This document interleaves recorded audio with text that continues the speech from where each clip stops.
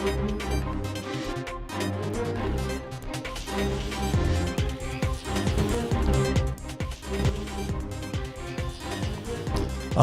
नगी पुनिंग वारोल theorem मिजेंग ताबीरिबसिंग अमदि ताबीरिबसिंग GeM सगुर जमना ताराम नोकचरी कोनोना खुरमजरी सगी पुनिंग वारोल theorem सगी दमक्सी जगना कदब नंबर से 9077282001 सगी वीडियो कॉल के थमजरीब नंबर 7005707808 हरिब नंबर सिनी लोइनना 90.0 मेगाहर्ट्ज लांथोक चरिबो वाहोंग रेडियो के थोरम ने दोमना ताबीरिबसि सोशल मीडिया के प्लेटफॉर्म अमदि केबल नेटवर्क सिंग तोंगा तोंगा टीवी चैनल सिंग उबा याननबगे कोइना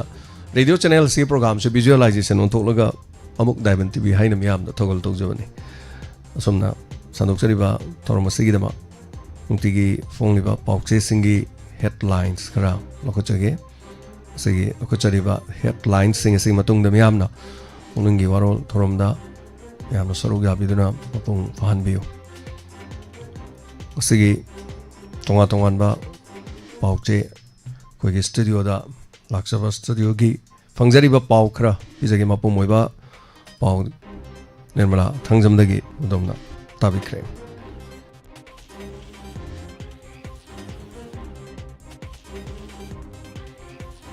अहन लोकचरीब पाउचे नहारोल के थौदांग Eklavya model residential school Loktak project की महिरो सिंह सरा हेलंदुना थमलंबदगी वाथोक खुदक थिजिननब चाइल्ड राइट्स कमीशन याथंग पीख्रे अमरोमदा अमुकोन सिंधुना कुनगा मापन लक्षुबा मणिपुर इंटीग्रिटी डे के थौरम पांगथोख्रे खम थेंगना वानरबा फावबदा मपु पांदबुम सेंटर अमदी स्टेट लंगाक लेतबुगुम उहल्लेबा सिलेबक थिबने हेना संजयना फोंगदोख्रे NIT मणिपुर के लेंद्रब मफम अमा लेंगांगना तु मतमदा पीरगने हाइना चीफ मिनिस्टर न फोंगदोख्रे एकलविया मॉडल स्कूल के थौदोक महिरोय लुप तरुकना कंडेम तरुकली कमरेड नोंथांगना लेखिदबदा KCB ना अवाब फोंगदोरकली जुलाई 19 दे येकनबगा तोयना लांथेंगनदुना लेबा पनमांग थंगबा लानसंग अमदा कमरेड खुंद्राकपम नोंथांग एलाइस राजेन MFL के नंबर 723 मसागी अनाबा अमदगी लाइकनबा ngамदना लेखिद्रे अमरोमदा इताव पांदमना लेखिदबदा अवाबा फोंगदोरकली हौकिबा अगस्त अमा नुमिदांग पुंग 10 मखाइरोम ताबदा लाइबक्तिबा थौदो अमदा पार्टी की कदर ओइना थौदाम पुरम्बा इताव कैप्टन एन पांदम्बा एलाइस नौजा MP की सिरे नंबर लिसिंग मगा चामरी मरफुगा मरी बाय 28 हैरोक पार्ट 2 चिंगोल मनंग मतम चाना लेखिदबदा कुरेंगना लुचिंगबा ULF अवाब फोंगदोरकली स्टेट असिदा डेंगी की केस हेंगलकपदगे जेनम सब्सक्रिप्शन थौरांग लौखलखरे अगस्त 13 अथौबा महिरोय सिंह निमित जनन स्ट्राइक बन अमदी हराव कुमैन चिंग तौबिगनो हाइना एमएसएफना फोंदोरकली थांना थांना युमलकता बॉम्ब पखायलपको यानिंगदबा फोंदोक्तुना वाकत मिफम फंखरे खांगबोक्तसु कुनगा मापलक सुबा मणिपुर इंटीग्रिटी डे की थौरम पांगथोखरे मखाताबा पाव होयल लंपाव दगे मो लोकचरी होयल लंपाव के हेडलाइंस तसु सुमने यावरी मदुदी CRPF के कन्वॉय न जरीबाम द LPG बुलेट यांखै मापन पेट्रोल 13 डीजल 95 ATF अनि पुरखरे जुलाई थादा नोमैना कापतुना पर्सनल अनि मिचम अहुम हटकी युम कुंथ्रा मरी गाड़ी 3 मै थाखी अमकोन सेंदर कुमापन लक सुबा मणिपुर इंटीग्रिटी डे थौरम पांगथोखरे बॉम्ब अमसुंग नोमैगी मथक्ता तोलप पिरगा फोंगबा प्रॉक्सी वार चथलकने हरे एस संजयना फोंदोरकले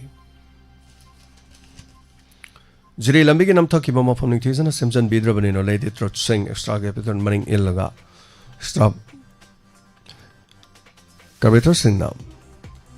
मनिंग दगी इलगा चलहनबगी तौदोक सिंग थोकली ITP लिसिंग मग चनी मरफुरोम द स्किल ट्रेनिंग प्रोग्राम पिखरे लैमखोंग चिंगमांग द मैना तुमना थादोखिबा युम अहोंगी महुत अनोबा युम अनि खक्तमक सारी हाइबा हिरमसदसु रिपोर्ट अमा यावरे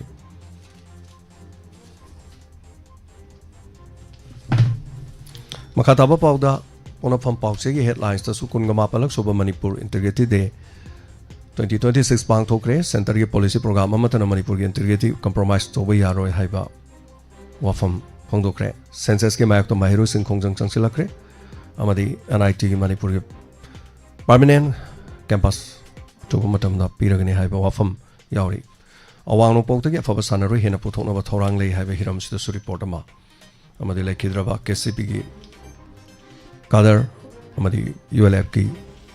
koring no chingba kadar ma lai khideba gi awa ba phongdokpa pausi asida su yauri school singda academic campaign sathakre haiba hiram sida su report ama yauri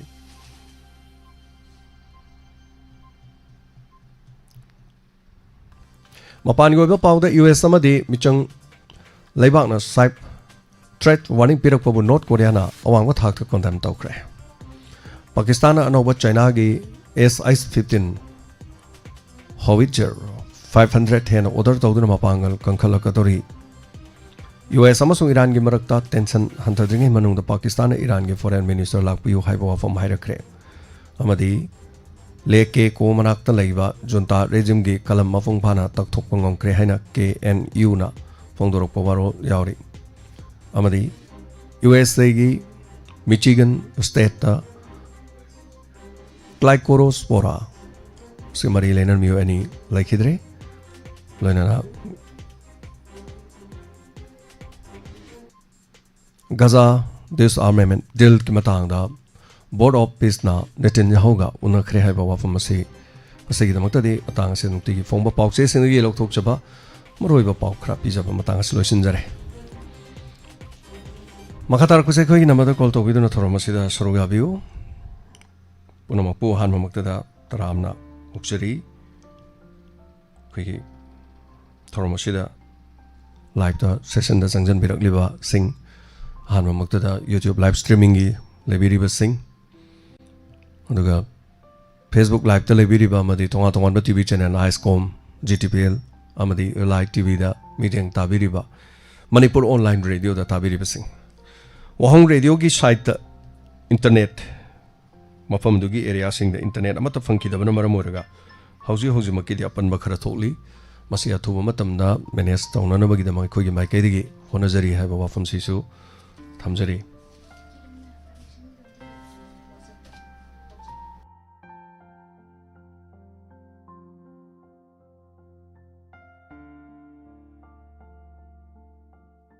Hello. Hello. Ningamadi Aham makta da ikai kumna ba usari ai phone tok jari bai akoi jam bidarani ohen kai da bhara lejai saiton dagi ni sar.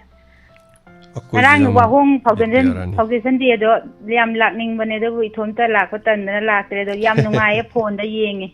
Ima jing ge sei sakko loi hai re yam nungai ta ba. Oh handak ti aina hai ta di sei sakku yaroi na hai ba adu dagi moisi ki rabjani. Yam hai re ima jing da do. Adu ima jing ga ina thagat jari isei sakko loi hai re ta ba yum tana dum sakpi re. Hoi hoi yam nungai ji. Saiton dagi koi jam bidarani bhara da lei hai si kai gino. Oh khudong cha da ba khara dagi bhara da lei. Khara okay ngamna ba kari honari no bhara da lei de dum bhara da lei dira to thabak ti kari tauge.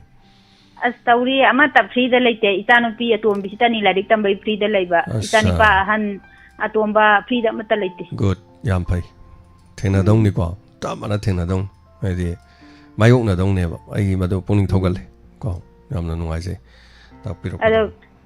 yam kui ne yauge khanjaraga kaino do hada ki donas ni ta jawo phangba da donas ka jawo phangba je yam thang na arumba pol ama puraga thangda widumaina nungai ba phawi yam nungai paisa yam jadra ju kitang oi chumi gi mateng pangba ngame ko khanda yam chapwe pa chama dang ai se natra aina mi ga wa da sam dang piru di phagi tai ba ado ba khoi mya punsan di ya mi den ko hoi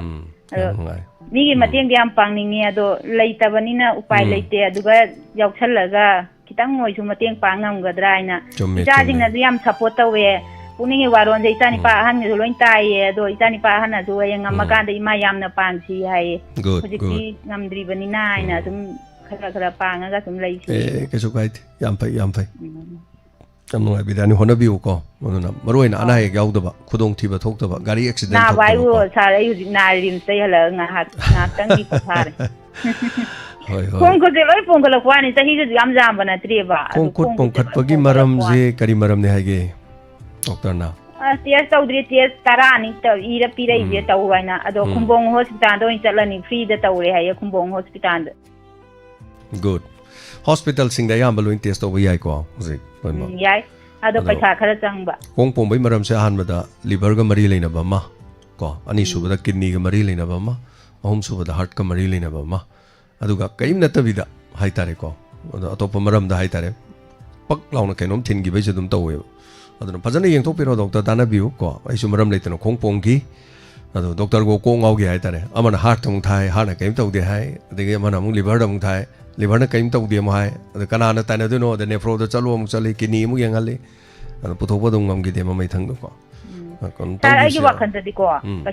paisa pai bana nungai ba ko de na khalle ana ek jaw da ba se asi ung nungai ba leiram de khalle chummani ana ba bu yaw de ne as cái đầu tiên nó sâu kri khara kro moro mela ka tum sar su ngai bani da ni hena jang ja da ta kang mu ju da ge na bu na dra di aduni ado handak sanari ba pan thoi je yam nungai je ahum mai ra su kap pa yaw re ado thire loina phongbi ra ga di amu hena pien ja ga ni na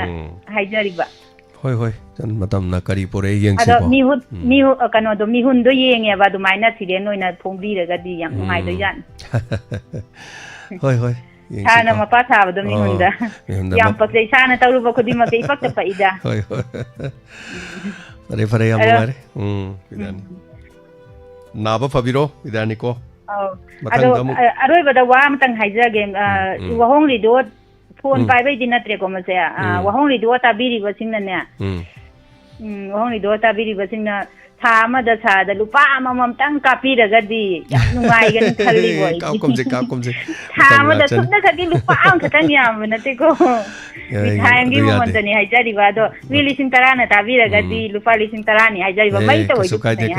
mayam na ne angam basing na dum pirei adum tara de gi hen adum la I ai gi wa de ne adum pi der su ya YouTube ta dum yeng biro lore lupa ma dum pira ba ne ko da YouTube da koi da paisa pi ba adugi paisa pi baduna bo koi tolo pi bangam jari ni tabak thorom sing hona bangam ni awat apa le rasu marmak ta puk chen chaw sing na ai khoi da dum pi bi rei koi banung si bi ba me am ko angam ba sing hai tai am koi na pi rei do adum enough oi adum yai hai tare hosi phogi di ko sumai tok si adun mayam da burden pi gum se aduna ai kana gum da dai polum pi bai pam jade aduga akhona tau jabadu da masana penjara gana ko ngam jabana kana gum na dum sing ani ka pa ko ma ka pa ko ma le ba dum ma pela kanda speli hey anta ki tangkak si di panthoi gi oi biu ga na lupa changwa pi re gan chani pi re ga hai do samane changwa hai du mi changwa na pi ra pu samana dro lupa pi ra sing ani pi ra di mi li sing ani pi ro samane ad mai khan tok se ko thaga chari mayam da pesa khai ga dam ni to ga dam ni hai ba se ai burden chung pi bi jaroi donor gi so na hai sin ngam me da na thang biu ngamdre na tok thok piu ngamakan da mu mathang tha da mu thang biu ai kaim hai jaro kaim lei ro to bada de ma di le active member oi tar ga di ma de dum tha gi dum thang ga dam an active tu no khudong thira di amuk song thok toi ne adu mu lep khi ba du mu active member oi roi den chana kanglon gi mu wang mu dong lei doi ne da na mo ka hello mingama de lai from hai biu hello good afternoon sir taram nok chari ai khangabuk tegi morang thema bem tapi sar ai si kari humbo ba phang khara da sar da haining dana leiba kuiraba kari wa fam no sar khoi gi AD road haina ma khoi part 2 ga 3 ga taina ba nambi ma lei sar chi sar ga nong phau adagi sangai pham dei kanai part 1 2 3 loina road sida chapham oi bako sa walking ayuki walking chatpa namidang sajik phan ba aduga athok phamgi adum gorsi gi di phau nong takpa pharmacy hida si lambi si yona adum ayam ma sar loina chatnai ba ana sar si lambi si yan na tai cha dri hai tare anu sar ate lambi khong lambi gumma kai ka da dum che pak tha ba khot pa dum ma koi khulak man ga su sum tau nei ba anu sar si maru oi ba lambi si mari leina ba sing da dum ning sin bi yo hajan ning ba mari leina ba sin ta bi voice no ka hoi aga chari papam sin lo re ko da ko yam no ai zare thank you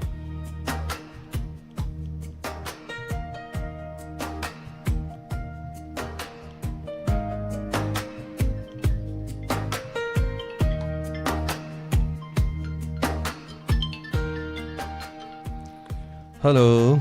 Hello, good afternoon, sir. Nathan Bidani ne Thawan Phokten Karamidagi.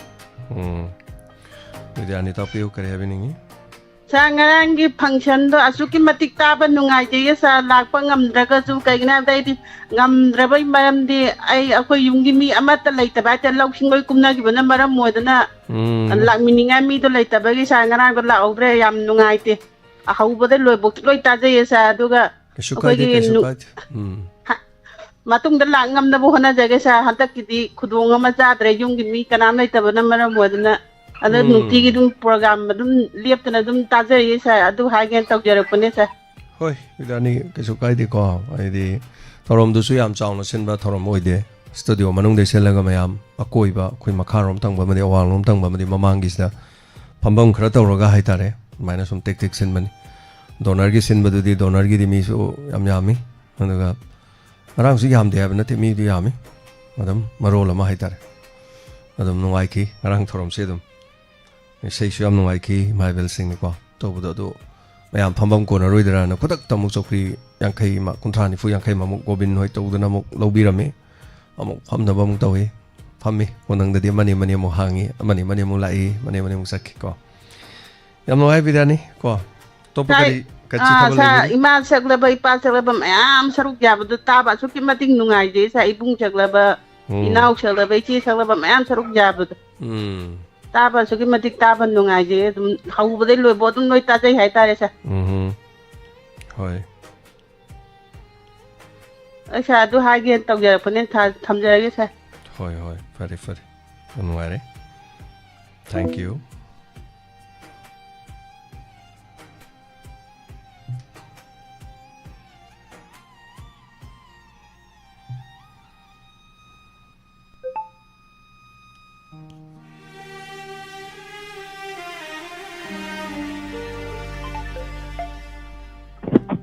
Hello. Hello, sir. Kaino warjiang no war kong dai sa to bi kuire phone su tau da ba. Taram luk chari tapiu. Ai je sum kaino sa par hang ja ge na tau bon sa. Have you? A khoi ge inau khoi ji smai na na ha mu ku hang gi ba gi je ngok tang phai dang ba sa je hoji ji kan na tau ba khoi ji theng na dri ba ni na. Khang da ba dai da ta bi ba sin na sa na khang bi ba lai ta ga di akhoi je ma ji chena ba si am wa ba da ka mai na ma sa gi di am kan ba sa gi di sa ba thak ba kai dau ba dum hawal la ngok tang phai dang pak ta ta pi ma ngang ba pungang da ngang di sum tau ba Doctor di tana da bro doctor da bu di ka chu tau roi phagala kani na hai ba doctor goktam na tau ba ne ba adai da ai khoi na sum ka phagala kani da lang thak chu ta ra ga sa ra ga kai dau ra ga dum phagala-kani na haibadu da masajida de ko jikshana bada sum wa ba se ko hang is kari gino bp stroke to rira natraga toparo ha mo kuira bada sa aina accident taw na hai gi bado accident taw ya lambi da lambi da accident taw bodo dai da hang gi bado ji tha ma makhai ani phajala ka dore ba masagi di ang kalle sat pa khotpa mathanda makung hamba mapan thokpa gi de dum khong hawga lai khong han ne ga dawe san ne du ga yak soitang pa tang ram ma da dum na kalam de lai khoka ada tabi basing na na jaga sa na khang ba lai ga di khatang madu thoidok padi khang badi lai di lai jade madu doctor ga mari lai na ba hai tare doctor goktam hoina di kari hai ge moina di doctor goktam na hoina budi dum pharakani tamna di pharakani khusok ka budi lai na hai ba ada aina sumna khaki sum chena bada koina sum warak pa doni zuida da sum kayang kuina sang bazano sum khangning dana sum tabi basingna as madu yam lu wa pham ni mayam na su khang bada khara dum wa ni hai ta ada kainom ta ga hanjau ge sa koi ge doctor lilin se rim ta pu base kari kai na mit ta pu ge sidang hanati ningthauka ba ga sagol sen ga pu bane ado ningthem pukri mapan da ayuk ngan na chatpiro lane number 2 da ningthem pukri mapan ge lerak number 2 da changbiro ayuk pung manga taruk chatpiro duga tawbiro ga mutang tanaba yabram ti yengbiyo ko ado doctor goktan da su thaki disi doctor ma sum tana wona hairak pa dusa chomdoi ne do numtang tanabiyo duga problem du kai lege dom tang yeng thok piyo ba ko doctor na hai bane fara ne ba khoi se da hai ru ba da ningdem pukhi mapan na ba hoi ning them pukhi mapan do adai da satpiro aduga lane number 2 lerak number 2 na onda lai bane doctor ayung an na satpiro opd de yeng biradi adu mai to biro ko amung tang yeng thok piyo medam sanatom taga chari rom soruga biro ko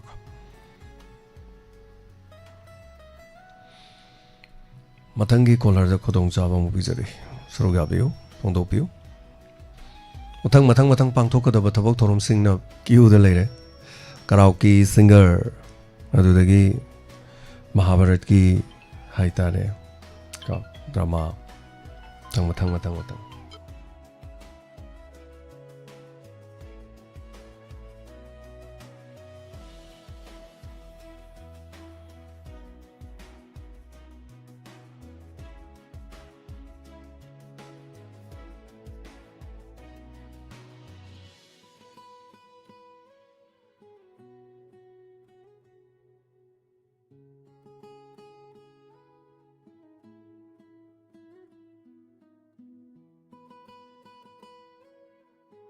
Wahongi station side on the internet fang da bana maramor kan da khudong cha da ba thui hujik se na dum makhra lei bani kitang sontha ba haitare ni tu khra nungai ten to ado yemina se adum khara phai hai khara ga yai hai khara ga seng di hai nan lai hello ta ai bapu pra da gi kunje sori taram nok chari ngarang wahongi sehi ani subai cham nungai yam ingna yam phajana tawre pangsokse adu imam yam ama yam ahlo ge ise phajana sakpo yawi moi yam nungai moi kunsi jam nungai am gani haibedi atopa channel da di dumba do kya phangde dana hoi na ge am theme de dana hoi adu ga hoiti ahal oi ga when isai ga maning tam na ge nungai na ge to sakko to mane hoi pachi mai nungai ang ga do pachi je na khale hoi di la ko ngam dra go so khoi dum khan wa da yeng je re na sai na han isai yam nungai na yam hai na to sai e ba mo sin ja ma sin je hoi adu ga ma ke hai je phai ji tenu do kat magazine pa ko do adu ga de nungai adu la sen wa kan tam ga ta yam lai re de gi yes yam nungai je yam nungai adu sa phaji aina phola ma to gi do aina ne puni o te chat wa pam thorok pa puni waro la mane han to kan da agasti tang mari oiram me ba ta wa to khlura ba kaiso kai de aina chori na hamu aina sai da phone to ba su kui de ba to gi da ma se tang ni pa da to bi to di ba ne ba hoi kaiso kai de atu na si wangang mu jam hanjal ngang ga le ba sar ai ja du ma khan je khala ga na ki da ba na khala to kan khan turan to po sin na khab ai ji Madam kaiso kai de dum kitang su thenge ang asi de mok so na internet anova connection namju pusan ba the studio da olen ne onoga khoyangang technician namju lai ang kana cm onoga khojo rangi pangthok ki badu gi hai tare hayeng cover da hapna ba kari cm sa ba yam to bun khojo ma pan da tv pa ko du ngarang gi thorom do hanjan san thari yenge ngarang de ko di yem khong khang de ngok phong khang gi de ko ono hoji khak tang yeng kan da dum inong nong na no i hai tare thorom do tajara kan da thorom pangthok pada aingon da leba tension je kai no hai da mai mut khiba adagi thorom mathang gi next gi adagi live thaba gi adagi staff sing gi mai thodang ko chen na bada lak liba mayam se si onsen na raga ego wari sana ba matam phang de adu nang hak manung da phammi aina ga phammi do ngau pham ni ne ba in manung da phammi amai manak ta hak ka leram mi se da mi na har ga taram ma ko ai ta ba ta da bai taro ka tum lai ne asi kai no hai kan da yin sai thabak tu na ne ko tabak ti soi be ya da ba hai ta re mi am de kono kong na su ya ina da lai ba me am do amaga famina ra ga pungkhai ma mi ne mangam tara wari sana bam ta ngam de na wari sana ba nu mi na te si di thorom tau bulak pani na mayam pangpham da phambiro ko adu pangnok to no panglei da lai biro hai da na no mai no sinjari ne hai ta re chap manai lai ba mayam ko ai gi mideng da adana tin biri ba mayam punamak to duna mapung phan biri ni ana simani heli simana tai simana tawi haiba gi wa kaim leite ado aina matik jaja da bai ni haitare aina chowa ka yum leiraga do chowa holama haitare ne city convention gi type ta gi chong na lei bu na te na all india radio gi bau thorom to kan da moi gi all india radio gi station manung do moi ju phang thorom pang thok pungam ban te haijari ba city convention jo chong na to gi na isu yaw jarui de na ko moi bau da mai silini ba khoi si de city convention adu da swai le ban te na khalle khoi ju ko swai de fajaba do hol gu ma da mai to ba dum leira kan da holam da chala to ru ba gaina adaina pamjai de gi mafam ji da dum la ga swai ji da dum mayam na kari haini khongun ta bi ram ba du ne ba gi mayam na la khongun ta bi bi ai gi mafam ji da la ga dum na ta bi ra ga adom na khongun ta bi ra dra di kari to ru ni adana mayam na lak bi ba yaw bi ba dong gi mamal yam la ba khongul ta ram ba du ni hoi on sin na du na mayam go wari sana ba ding am de ana puna mak sa phera phe no ga phe maning amuk cheli mama amuk cheli maning amuk cheli ai tau jari sin hai ta taga chari ona jage ang thong ning badi kari hongani yamna pang thong ningi nei ngarang muk te ko ngarang dei plau sin mangam dre ngarang nung sunung ai ti ko isa da ko ai plau go ma khesi go ma kari go ma siladi ga nang chu khalle ba ko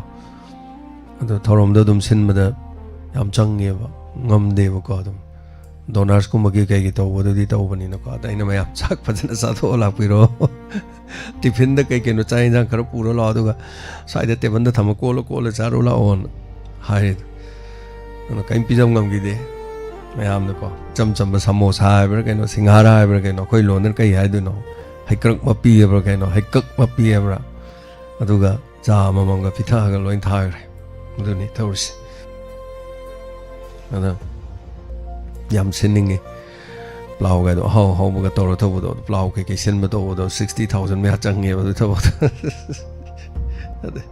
ke do re ge thorom do to lo re na do maming gi oina hai ta re ko ke su le je dam ni na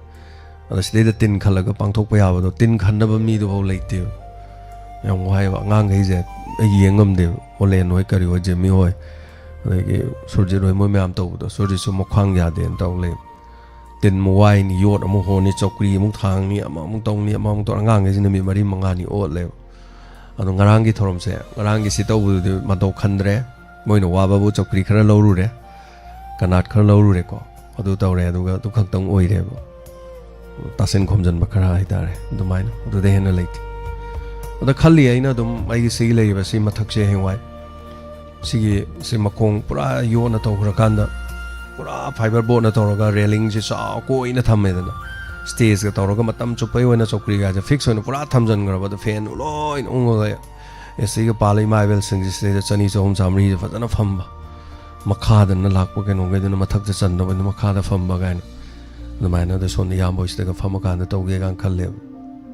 ado khang de mangla ne du di lain phai ko ado thung ba thung da bai du da mani mang di le ai ta na pen da sing mayam ngak pi ga ni mo hona ja ba khara du da mayam pen thok pi ba do ni nu ai ja re ai ta hello minga ma de lai from hai bi hello minga lai from tap moirang them bijananda nachau bisnupur district ki manung de leba nachau de ni ja ngasi na han ba to bi se oh ai ngasi na han ba to jara ko ni sa ja bijan da tak pi kari wa from hai bi ni sir ai samak so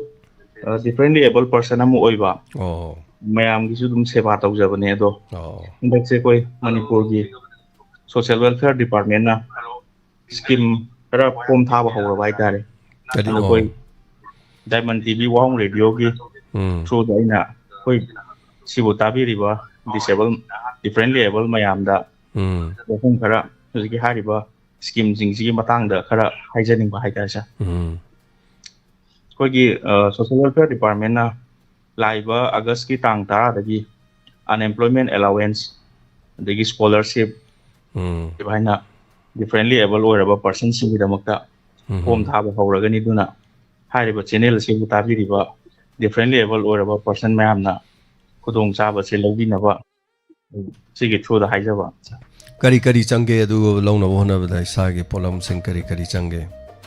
ꯑꯩꯈꯣꯏꯒꯤ ꯁ꯭ꯀꯣꯂꯔꯁꯤꯞꯀꯤꯗꯤ ꯑꯉꯥꯡ ꯑꯩꯈꯣꯏ different ꯂꯦꯕꯦꯜ ꯄꯔꯁꯟꯗꯣ ꯂꯥꯏꯔꯤꯛ ꯇꯝꯃꯤꯕ ꯑꯉꯥꯡꯗ ꯁꯥꯇ꯭ꯔ ꯑꯣꯏꯒꯗꯕꯅꯤ ꯃꯥꯒꯤꯗꯤ ꯁ꯭ꯀꯨꯜꯗꯨꯒꯤ ꯔꯤꯗꯤꯡ ꯑꯗꯒꯤ ꯃꯥꯒꯤ ꯄꯦꯔꯦꯟꯁꯀꯤ ꯏꯟꯀꯝ ꯑꯗꯒꯤ ꯃꯥꯒꯤ ꯗꯤꯐ꯭ꯔꯦꯟ ꯂꯦꯕꯦꯜ ꯑꯣꯏꯔꯦ ꯍꯥꯏꯕꯒꯤ ꯁꯥꯔꯇꯤꯐꯤꯀꯦꯠꯅꯦ ꯑꯗꯒꯤ ꯃꯥꯒꯤ ꯑꯙꯥꯔꯒ ꯕꯦꯡ ꯑꯦꯀꯥꯎꯟꯒ ꯆꯪꯉꯦ ꯑꯗꯒꯤ ꯑꯟꯑꯦꯝꯄ꯭ꯂꯣꯏꯃꯦꯟ ꯑꯦꯂꯥꯎꯋꯦꯟꯁ ꯍꯥꯏꯁꯤꯅ ꯑꯩꯈꯣꯏꯒꯤ ꯗꯤꯐ꯭ꯔꯦꯟ ꯂꯦꯕꯦꯜ ꯄꯔꯁꯟ ꯑꯣꯏꯔꯕꯁꯤꯡꯅ ꯃꯤꯅꯤꯃꯝꯗ 10 ꯄꯥꯁ ꯇꯧꯕꯗꯤ ꯑꯣꯏꯒꯗꯕ ꯍꯥꯏꯔꯤꯕ 10 ꯄꯥꯁ ꯇꯧꯕ ꯑꯗꯒꯤ ꯍꯥꯌꯔ ꯏꯗꯨꯀꯦꯁꯟ ꯌꯥꯏ ꯍꯥꯏꯔꯤꯕ ꯄꯥꯁ ꯇꯧꯔꯕ ꯃꯇꯨꯡꯗ ꯊꯕꯛꯇꯤ ꯐꯪꯗꯗꯅ ꯂꯩꯕ ꯗꯤꯐ꯭ꯔꯦꯟ ꯂꯦꯕꯦꯜ ꯄꯔꯁꯟꯁꯤꯡꯅ ꯑꯦꯄ꯭ꯂꯥꯏ ꯇꯧꯕ ꯌꯥꯕ ꯁ꯭ꯀꯤꯝꯅꯤ ꯃꯁꯤꯗꯅ ꯑꯩꯈꯣꯏꯅ ꯑꯦꯛꯆꯦꯟꯖꯇ ꯑꯩꯈꯣꯏ ꯗꯤꯐ꯭ꯔꯦꯟ ꯂꯦꯕꯦꯜꯒꯤ ꯊ꯭ꯔꯨꯗ ꯃꯤꯡ ꯆꯟꯕꯤꯔꯀꯥꯟꯗ ꯑꯦꯛꯆꯦꯟꯖ ꯀꯥꯔꯗ ꯑꯃꯅꯦ ꯑꯗꯒꯤ ꯖꯣꯕ ꯁꯤꯀꯤꯡ ꯁꯥꯔꯇꯤꯐꯤꯀꯦꯠ ꯑꯃꯅꯦ आधार कार्ड ने मागी UDID डिफरेंट लेवल हो रहा है सर्टिफिकेट तुगा बैंक अकाउंट का थागत पीगनी अदगी मैरिज इंसेंटिव न कोई डिफरेंट लेवल हो रहा person सिंगना ngасai magi yum kai pan matam na moibo encourage to bi boina support to bi boina yearly aduga lifetime amuktan piba 30,000 phangba adugumba scheme amani hariba scheme masina कोई different level person सिंगना युम पालबा मतुंगदा marriage certificate अमा लौथोकपिरबा मतुंगदा हारिबा scheme असी मैरिज सर्टिफिकेट ने मागी UDID सर्टिफिकेट ने अदगी मागी बैंक अकाउंट ने मागी स्पाउस की आधार कार्ड ने फोटो ने तौरकान थागतपिरगदी हारिबा खुदों चाबसिंग असी लौबि होरगदी याम नुवाइगनी खंजै अदुना अगस्त के डेट 10 दगी फॉर्म थागदा ओइबनिना हारिबा डॉक्यूमेंट मैम हाइबदी इनकम गुम्बा तानाबा अनएम्प्लॉयमेंट सर्टिफिकेट तानाबा अदगी मैरिज सर्टिफिकेट तानाबदो मतम चंगबनिना हौजिकते हौना तानाबि हौरगदी स्कीम मसे सुंसोय सोयदना थाजिनबियो हाना आई हाइजरी था थागचरी मैमदा परमिशन अमा पिबिरकपको जानंदा नाचौदगिना ताकबिरकपा हनिंगा लेतना थागचरी परमिशन मैमदा पिबिरकपा सेगिदा thank you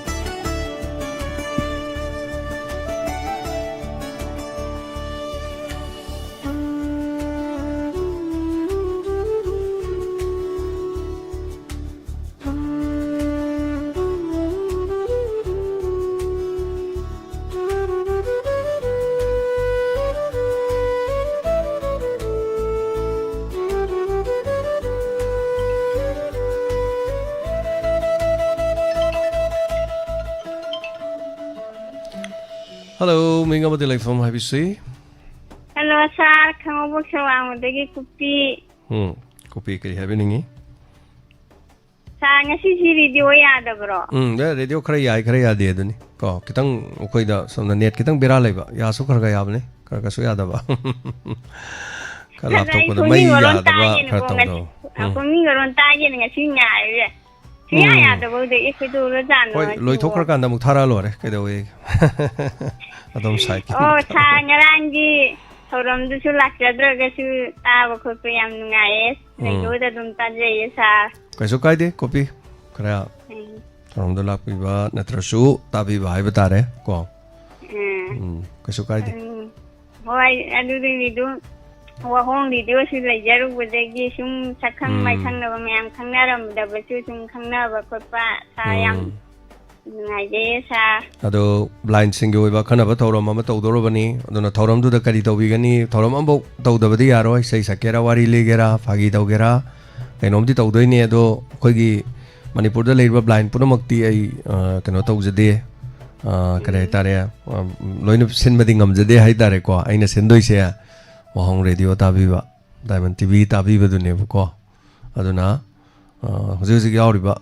kai hai tare khoi thoram tajari ko yaujagani hare de khoi da ming lefam thajan bi be yare ming iraga ko aduga koi masing thira kan koi thoram am tawdoi ni thoram se ke doi no hai kan da ngarang gi du mai na khoi na thoram ma tawja doi ne ba blind khakta gi hoi ba aduna thoram du da yawba lak pi ba matam da blind ama aduga magi caretaker ama ai tare ma bu sena bi ba mi ma natraga na punjana ra jo yai ko imong punjana ra ga mi amana dum blind ahum sena ba ani sena ba dum ngamade dum pobirak pa kaisu kaide aduna dumai tor kan da thorom am tawja doi ni aduna khoi da ming pisan bi ba dum yai ko aduna blind sing khoi mit uzadra ba hai tare blind hai ba sunu ai te aduna hari ba thorom du gi da ma ꯁꯦꯝ ꯁꯥꯗꯅ ꯂꯩꯕꯤꯔꯣ ꯍꯥꯏꯕ ꯋꯥꯐꯝꯁꯦ ꯊꯝꯖꯔꯤ ꯑꯗꯣ ꯑꯩꯈꯣꯏꯒꯤ ꯊꯧꯔꯝ ꯇꯥꯗꯕ ꯕ꯭ꯂꯥꯏꯟꯁꯤꯡꯗꯗꯤ ꯑꯗꯨꯝ ꯍꯥꯏꯕꯤꯔꯨꯅꯣ ꯃꯔꯝꯗꯤ ꯊꯧꯔꯝ ꯇꯥꯕꯗꯨ ꯈꯛꯇꯅꯦꯕ ꯃꯅꯤꯄꯨꯔꯗ ꯕ꯭ꯂꯥꯏꯟ ꯃꯌꯥꯝ ꯂꯩꯌꯦꯕ ꯑꯗꯨꯅ ꯑꯩꯅ ꯄꯥꯝꯖꯕꯗꯤ ꯊꯧꯔꯝ ꯌꯥꯎꯕ ꯕ꯭ꯂꯥꯏꯟ ꯑꯣꯏꯔꯒ ꯁꯤꯗ ꯊꯧꯔꯝ ꯀꯣꯜ ꯇꯧꯔꯒ ꯌꯥꯎꯕ ꯊꯧꯔꯝ ꯇꯧꯕ ꯌꯥꯎꯕꯗꯣ ꯊꯧꯔꯝ ꯇꯥꯕꯤꯕꯗꯨꯅꯦꯕ ꯑꯩꯅ ꯄꯥꯝꯖꯩꯁꯦ ꯑꯗꯨꯅ ꯍꯥꯏꯔꯤꯕꯁꯤꯡꯗꯣ ꯑꯈꯟꯅꯕ ꯑꯩꯈꯣꯏꯅ ꯑꯣꯅꯔ ꯇꯧꯗꯣꯏꯅꯤ ꯁꯤꯗ ꯑꯩꯈꯣꯏ ꯑꯗꯨꯒ ꯃꯥꯅ ꯍꯩꯖꯕ ꯍꯥꯏꯇꯥꯔꯦ ꯏꯁꯩꯅꯤ ꯈꯪꯗꯦꯀꯣ ꯑꯗꯒꯤ ꯃꯥꯅ ꯋꯥꯔꯤ ꯂꯤꯒꯦꯁꯨ ꯌꯥꯔꯦ ꯑꯗꯨꯃꯥꯏꯅ ꯇꯧꯗꯣꯏꯅꯤ ꯑꯣꯟꯂꯤ ꯕ꯭ꯂꯥꯏꯟ ꯈꯛꯇꯪꯒꯤ ꯑꯣꯏꯕ ꯊꯧꯔꯝ ꯑꯃ ꯑꯗꯨꯅ ꯁꯤꯒꯤ ꯃꯊꯪꯗꯅ ꯑꯃꯨꯛ ꯑꯩꯈꯣꯏꯒꯤ ꯐꯃꯨꯡꯗꯒꯤ ꯍꯧꯒꯠꯄ ꯉꯝꯗ꯭ꯔꯕ ꯑꯩꯈꯣꯏꯒꯤ ꯊꯧꯔꯝꯗꯤ ꯇꯥꯕꯤꯕ ꯀꯣ ꯑꯩꯈꯣꯏꯒꯤ ꯊꯧꯔꯝꯗꯤ ꯇꯥꯕꯤꯕ ꯑꯗꯨꯒ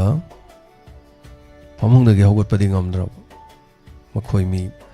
10 ꯈꯛꯇꯪ ꯍꯥꯏꯇꯥꯔꯦ ꯑꯗꯨꯅ ꯃꯤ ꯃꯃꯤꯡ ꯄꯤꯁꯟꯕꯤꯔꯛꯄꯗ ꯑꯩꯈꯣꯏꯗ ꯍꯧꯖꯤꯛ 7-9 ꯁꯨꯔꯦ ꯃꯤ 2ꯒꯨꯝꯕꯗꯤ ꯋꯥꯠꯂꯤ ꯑꯗꯣ ꯍꯥꯏꯔꯤꯕꯁꯦ ꯑꯩꯈꯣꯏꯒꯤ ꯁꯤ ꯇꯥꯔꯤꯕ ꯃꯐꯝꯁꯤꯗꯒꯤꯅꯤ ꯑꯗꯣ ꯃꯣꯏꯗꯅ ꯑꯩꯈꯣꯏꯅ ꯈꯤꯇꯪ ꯉꯝꯖꯕ ꯈꯨꯗꯣꯜ ꯇꯧꯗꯣꯏꯅꯦꯕꯀꯣ ꯃꯣꯏꯗꯤ ꯁꯤꯗ ꯀꯧꯔꯣꯏ ꯃꯔꯝꯗꯤ ꯍꯧꯒꯠꯄ ꯉꯝꯗꯕꯗꯣ ꯑꯩꯈꯣꯏꯅ ꯁꯤꯗ ꯀꯃꯥꯏꯅ ꯀꯧꯔꯨꯅꯤꯀꯣ ꯍꯧꯒꯠꯄ ꯉꯝꯗꯕꯗꯨꯗꯤ ꯑꯩꯈꯣꯏ ꯌꯨꯝꯗ ꯃꯌꯨꯝꯗ ꯆꯠꯄꯅ ꯑꯗꯨꯃꯥꯏꯅ ꯆꯠꯂꯛꯀꯗꯣꯏ ꯑꯗꯨꯅ ꯑꯗꯨꯃꯥꯏꯅ ꯇꯧꯖꯒꯦ ꯃꯌꯥꯝꯁꯨ ꯁꯞꯄꯣꯔꯠ ꯇꯧꯕꯤꯌꯨ ꯊꯥꯒꯠꯆꯔꯤ ꯍꯥꯏꯔꯤꯕ ꯊꯧꯔꯝ ꯑꯁꯤꯒꯤꯁꯨ ꯑꯦꯗꯚꯥꯟꯁ ꯑꯣꯏꯅ ꯍꯥꯏꯇꯥꯔꯦ ꯑꯩꯈꯣꯏꯒꯤ ꯃꯦꯗꯝ ꯑꯩ ꯐꯣꯇꯣ ꯎꯠꯆꯒꯦ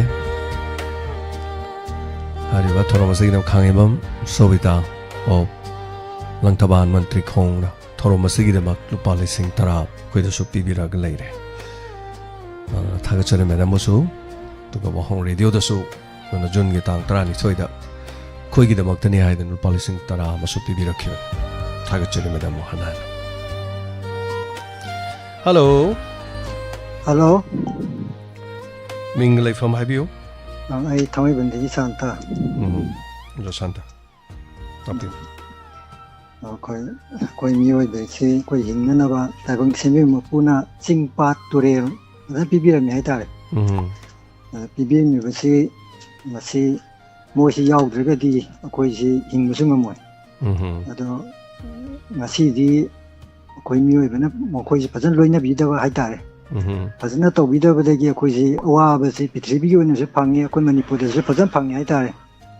ꯄꯥꯠꯇꯤ ꯃꯃꯤꯡꯗꯤ ꯌꯥꯎꯕ ꯑꯗꯨꯒ ꯄꯥꯠ ꯑꯣꯏꯅ ꯎꯗꯕ ꯂꯝ ꯀꯌꯥꯁꯨ ꯌꯥꯎꯔꯦ ꯃꯅꯤꯄꯨꯔꯗ ꯀꯩꯁꯥꯝꯄꯥꯠ ꯀꯥꯏꯁꯦ ꯑꯩꯈꯣꯏ ꯄꯥꯠ ꯎꯗ꯭ꯔꯦ ꯑꯁꯤ ꯄꯣꯔꯣꯝ ꯄꯥꯠ ꯀꯥꯏꯅ ꯁꯨꯃꯥꯏꯅ ꯇꯧꯗꯅ ꯁꯨꯃꯥꯏꯅ ꯂꯩꯕꯁꯤꯅ ꯑꯩꯈꯣꯏꯁꯤ ꯋꯥꯔꯦ ꯋꯥꯕꯗꯣ ꯑꯗꯣ ꯌꯥꯝ ꯉꯁꯤꯁꯦ ꯁꯨꯝ ꯅꯨꯡꯉꯥꯏꯕ ꯄꯥꯎ ꯑꯃ ꯍꯥꯏꯔꯒꯗꯤ ꯑꯩꯈꯣꯏꯒꯤ NITꯒꯤ 12 ꯁꯨꯕ ꯀꯟꯚꯣꯀꯦꯁꯟ ꯊꯧꯔꯝ ꯑꯃ ꯁꯤ ꯉꯔꯥꯡꯁꯤ ꯃꯣꯏ ꯄꯥꯡꯊꯣꯛꯄꯁꯤꯗꯩꯗ ꯆꯤꯐ ꯃꯤꯅꯤꯁꯇꯔꯅ ꯀꯛꯆꯤꯡꯗ ꯄꯥꯔꯃꯤꯅꯦꯟ ꯀꯦꯝꯄꯁ ꯊꯝꯅꯤꯅ ꯍꯥꯏꯈꯤꯕ ꯍꯥꯏꯇꯥꯔꯦ ꯁꯤ ꯌꯥꯝ ꯅꯨꯡꯉꯥꯏꯕ ꯍꯥꯏꯇꯥꯔꯦ ꯂꯝꯐꯦꯟꯗ ꯍꯧꯖꯤꯛ ꯂꯩꯔꯤꯁꯤ ꯇꯁꯦꯡꯅ ꯍꯥꯏꯔꯒꯗꯤ ꯁꯥꯕ ꯃꯇꯝꯗꯁꯨ ꯑꯩꯈꯣꯏ ꯌꯥꯝ ꯅꯨꯡꯉꯥꯏꯖꯈꯤꯗꯦꯕ ꯂꯝꯐꯦꯟꯁꯤ ꯄꯥꯠꯅꯤ ꯄꯥꯠꯁꯤ ꯀꯟꯒꯗꯧꯕ ꯄꯣꯠꯁꯤꯗ ꯁꯤꯗ ꯏꯁꯇ꯭ꯔꯛꯆꯔ ꯁꯥꯖꯤꯟꯈꯤꯕꯁꯤ ꯑꯗꯩꯗꯤ ꯂꯝꯐꯦꯟ ꯂꯥꯡꯒꯣꯜ ꯆꯤꯡꯁꯥꯡ ꯌꯥꯝ ꯆꯥꯎꯅ ꯂꯩꯔꯤꯕꯅꯤ ꯁꯤꯗꯒꯤ ꯆꯦꯟꯊꯔꯛꯄ ꯏꯁꯤꯡꯁꯤ ꯀꯗꯥꯏꯗ ꯆꯦꯟꯗꯣꯏꯅꯣ ꯍꯧꯖꯤꯛ ꯑꯗꯨꯝ ꯑꯋꯥꯕ ꯃꯥꯌꯣꯛꯅꯔꯒ ꯂꯩꯔꯕꯅꯤ ꯍꯧꯖꯤꯛꯁꯦ ꯑꯩꯈꯣꯏꯒꯤ NIT ꯍꯧꯖꯤꯛ ꯂꯩꯔꯤꯕ ꯃꯣꯏ ꯁꯤꯖꯤꯟꯅꯔꯤꯕ ꯃꯐꯝꯁꯤꯁꯦ ꯌꯥꯝ ꯈꯨꯗꯣꯡ ꯆꯥꯗꯕ ꯐꯤꯕꯝ ꯂꯩꯔꯕꯅꯤ ꯃꯁꯤ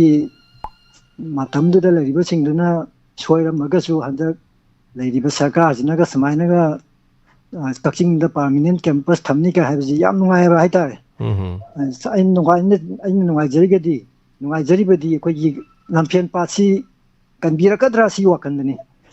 ꯃꯃꯥꯡꯒꯤꯗ ꯑꯩꯈꯣꯏꯒꯤ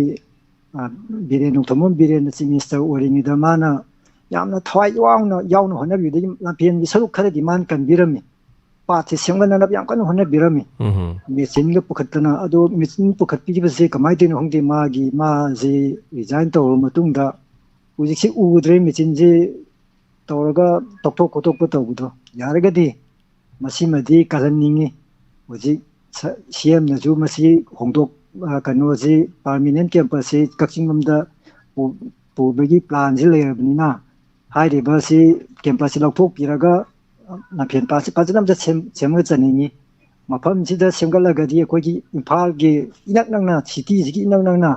ꯑꯗꯨꯝ ꯃꯍꯧꯁꯥꯒꯤ ꯑꯣꯏꯕ ꯅꯦꯆꯔꯦꯜ ꯕ꯭ꯌꯨꯇꯤ ꯐꯖꯕꯗꯨ ꯎꯕ ꯐꯪꯗꯣꯏꯅꯤ ꯃꯤꯄꯨꯝ ꯈꯨꯗꯤꯡꯃꯛꯅ ꯑꯩꯈꯣꯏ ꯃꯅꯤꯄꯨꯔꯒꯤꯗ ꯅꯠꯇꯅ ꯄ꯭ꯔꯤꯊꯤꯕꯤꯗꯒꯤ ꯂꯥꯛꯄ ꯀꯌꯥ ꯑꯃꯅꯁꯨ ꯐꯪꯗꯣꯏꯅꯤ ꯑꯗꯨꯒ hari mafam je paja sengat piraga di koi gi Imphal area ayam ba dum sing water supply gi orga chu adum kanu phangni khangi khanjai aduga huji chu dum machet ama par uina ka chief minister mamang gi na kanbiram buduna man moiduna usek singjo dum pai re haitare okay mapalam gi usek singjo dum pa sona pai ga lai aduna oza santa kabuk kangsing ko mai tau khurge kabuk kangse hujik se amu kaino tau khre moi matam goi begira kaino dum amu kaino loi pathagrabo pathagrabo mu hoi aduna yargadi masi pa simadi phajna kalani aduga chengdo khotok pasi loi lep khre thabak si aduni ni si yam nungai jada bai ta koi gi sarkar se adum continuously to honjan bai ta thabak si amana pai khalame ga amana smaina ekta neglect sa baje sidani koi manipur si koi chakot pajing namdri se aduna yargadi masi amana pai khalam apoba dudi koi sogot minaraga to honjaning hai ta masi de koi generation tungi tung koi generation gi kana ga do pot amanena khanjari ba masi kalho bai je koi gi masi gi mafam ji ma kalho ragadi koi gi Imphal si yamna aseng ba nungsi nungsa phangba mafam ma ohin badu jam mating pang ga duinin khanje adegi flood wer jo ma wer jo mamang da koi na ngang wering da koi gi lampen je koi nambul tureng ga direct samna bani ta aulok tak sige adana sing gi chawkala pa kan da nambul tureng gi wa ima sing wang kala kan lampen da loi hajala ga nga sing je loi ka khala ga marung ko ma ga amuk sing ji handa bi kan da kumda ga nga si pajan marang ka ne phangam ne ko nang khangau bada lampen pa si nga marang nga siap ti kai digi nga makan marang ka na adu miyam gi hingjana ba pangbe ma su loi orami mafam ji no su narami monjau bi ka ji hekna na khona na koi miyam to re hai tare koi ikang tha da amuk sigi kana ba ji loi mang han gar ne hai tare ujik si aduna uji ayam nungai je bani ai nungai je ba hai tare cm na ga samaina permanent campus hongdok ke ni ta bi dai nungai je ma si phone ji tok jarak pani aduga campus e yarga di hongdok pi hro aduga lok kan lampen pa si ju semga piu praja gi tungi damakta manipur gi praja gi natraga prithvi gi hai jage si prithvi si gi koi kanbo ama waina masi si thabak si jom ta pakhat piu mamang da leiramba project si ju makata na mai pang na singchen biu na na apit tau jage tagachri sant tagat sorga tagachri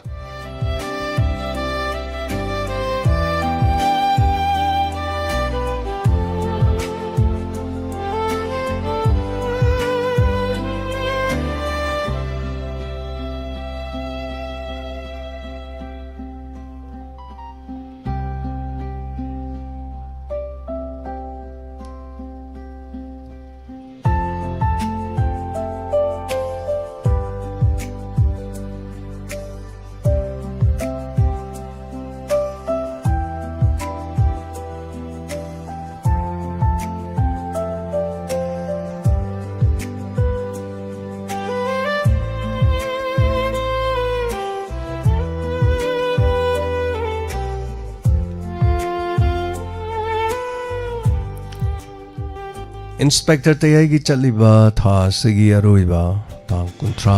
namita mioi ohumda khangacharaga lupa chamanga haitare pina nabagi dama khogi donor haitare ke soni thagachari modogi dama sponsor tobi bagi dama domna mamalyam laba haibatare dona tabiri bising inspector te hek tawalor ganda comment section da comment live chat ki du da nataba tabiro matung da nungai masung nungai te ba comment si am toina pibio amokak tang pi khibo do ne din natre kaina episode khuding gi comment pi ba haitare adogi mi sing do khangat jabane khona adoga mi chani moki me ade comment pi bi adoga chani do khona nukti gi khomjan jaraga haitare common oibedo aduga adugi mising do mo khanga charaga draw tok jabane aduga pa changma kaktang haitare sum thorom su tabi ba yum da su leba koi kari tai ai tara kari fange do pa changha da su fange na haibe ma yam marakta yauna bagi do mai tok jabane aduga puning gi warol gi su che nambol gi thiam ibemana mioi ani gi puthok pi ne na mokso hai bi re aduga amana mok koi madam NG mem chagi ma gi puthok kane na su tapi re hello Ming amade telefon hai biu Tabirabro. Hello, Tajeri. Oh, Mingalay phone tapiu. Chai mo phone tàu Jerry vậy, bữa đó không tin Soram này. Mình câu gì? Kari kawe ba. Soram lại cái gì? Soram cũng mình câu gì? Tapiu no, kari habe ni. Mà này chai mà không được chúng cũng rồi vào hay mấy mà khát tăng chúng thà chúng hay dân mình ba. Ngasi mama mapa madi mapu mabian oibi ba singna icha isu singda sum cha singbu pi ngai degi hauna matang matam sum chana angang singna kari tawdi hai be matang sida khara da sum thamjaning ba tapiu ado akoina angang keji tamba horangai degi hajar tare mai cha jing na chaliba tammi ba school jing ya ka halak pa matamda cha jing gi khaw hai bi bet sing ba sing je cha jing gi da ma na nga sai school chalam dai da pu ri ba o te jing do chuna bu yaw ri bra natraga kana gum ba gi ma po ma te jing bu sum chenjal lak bra hai ba na sing ba gi mama pa oi bi ba ai mung gi le bi ba han sing la sum te to bi ra ga di angang sing hai ba di sum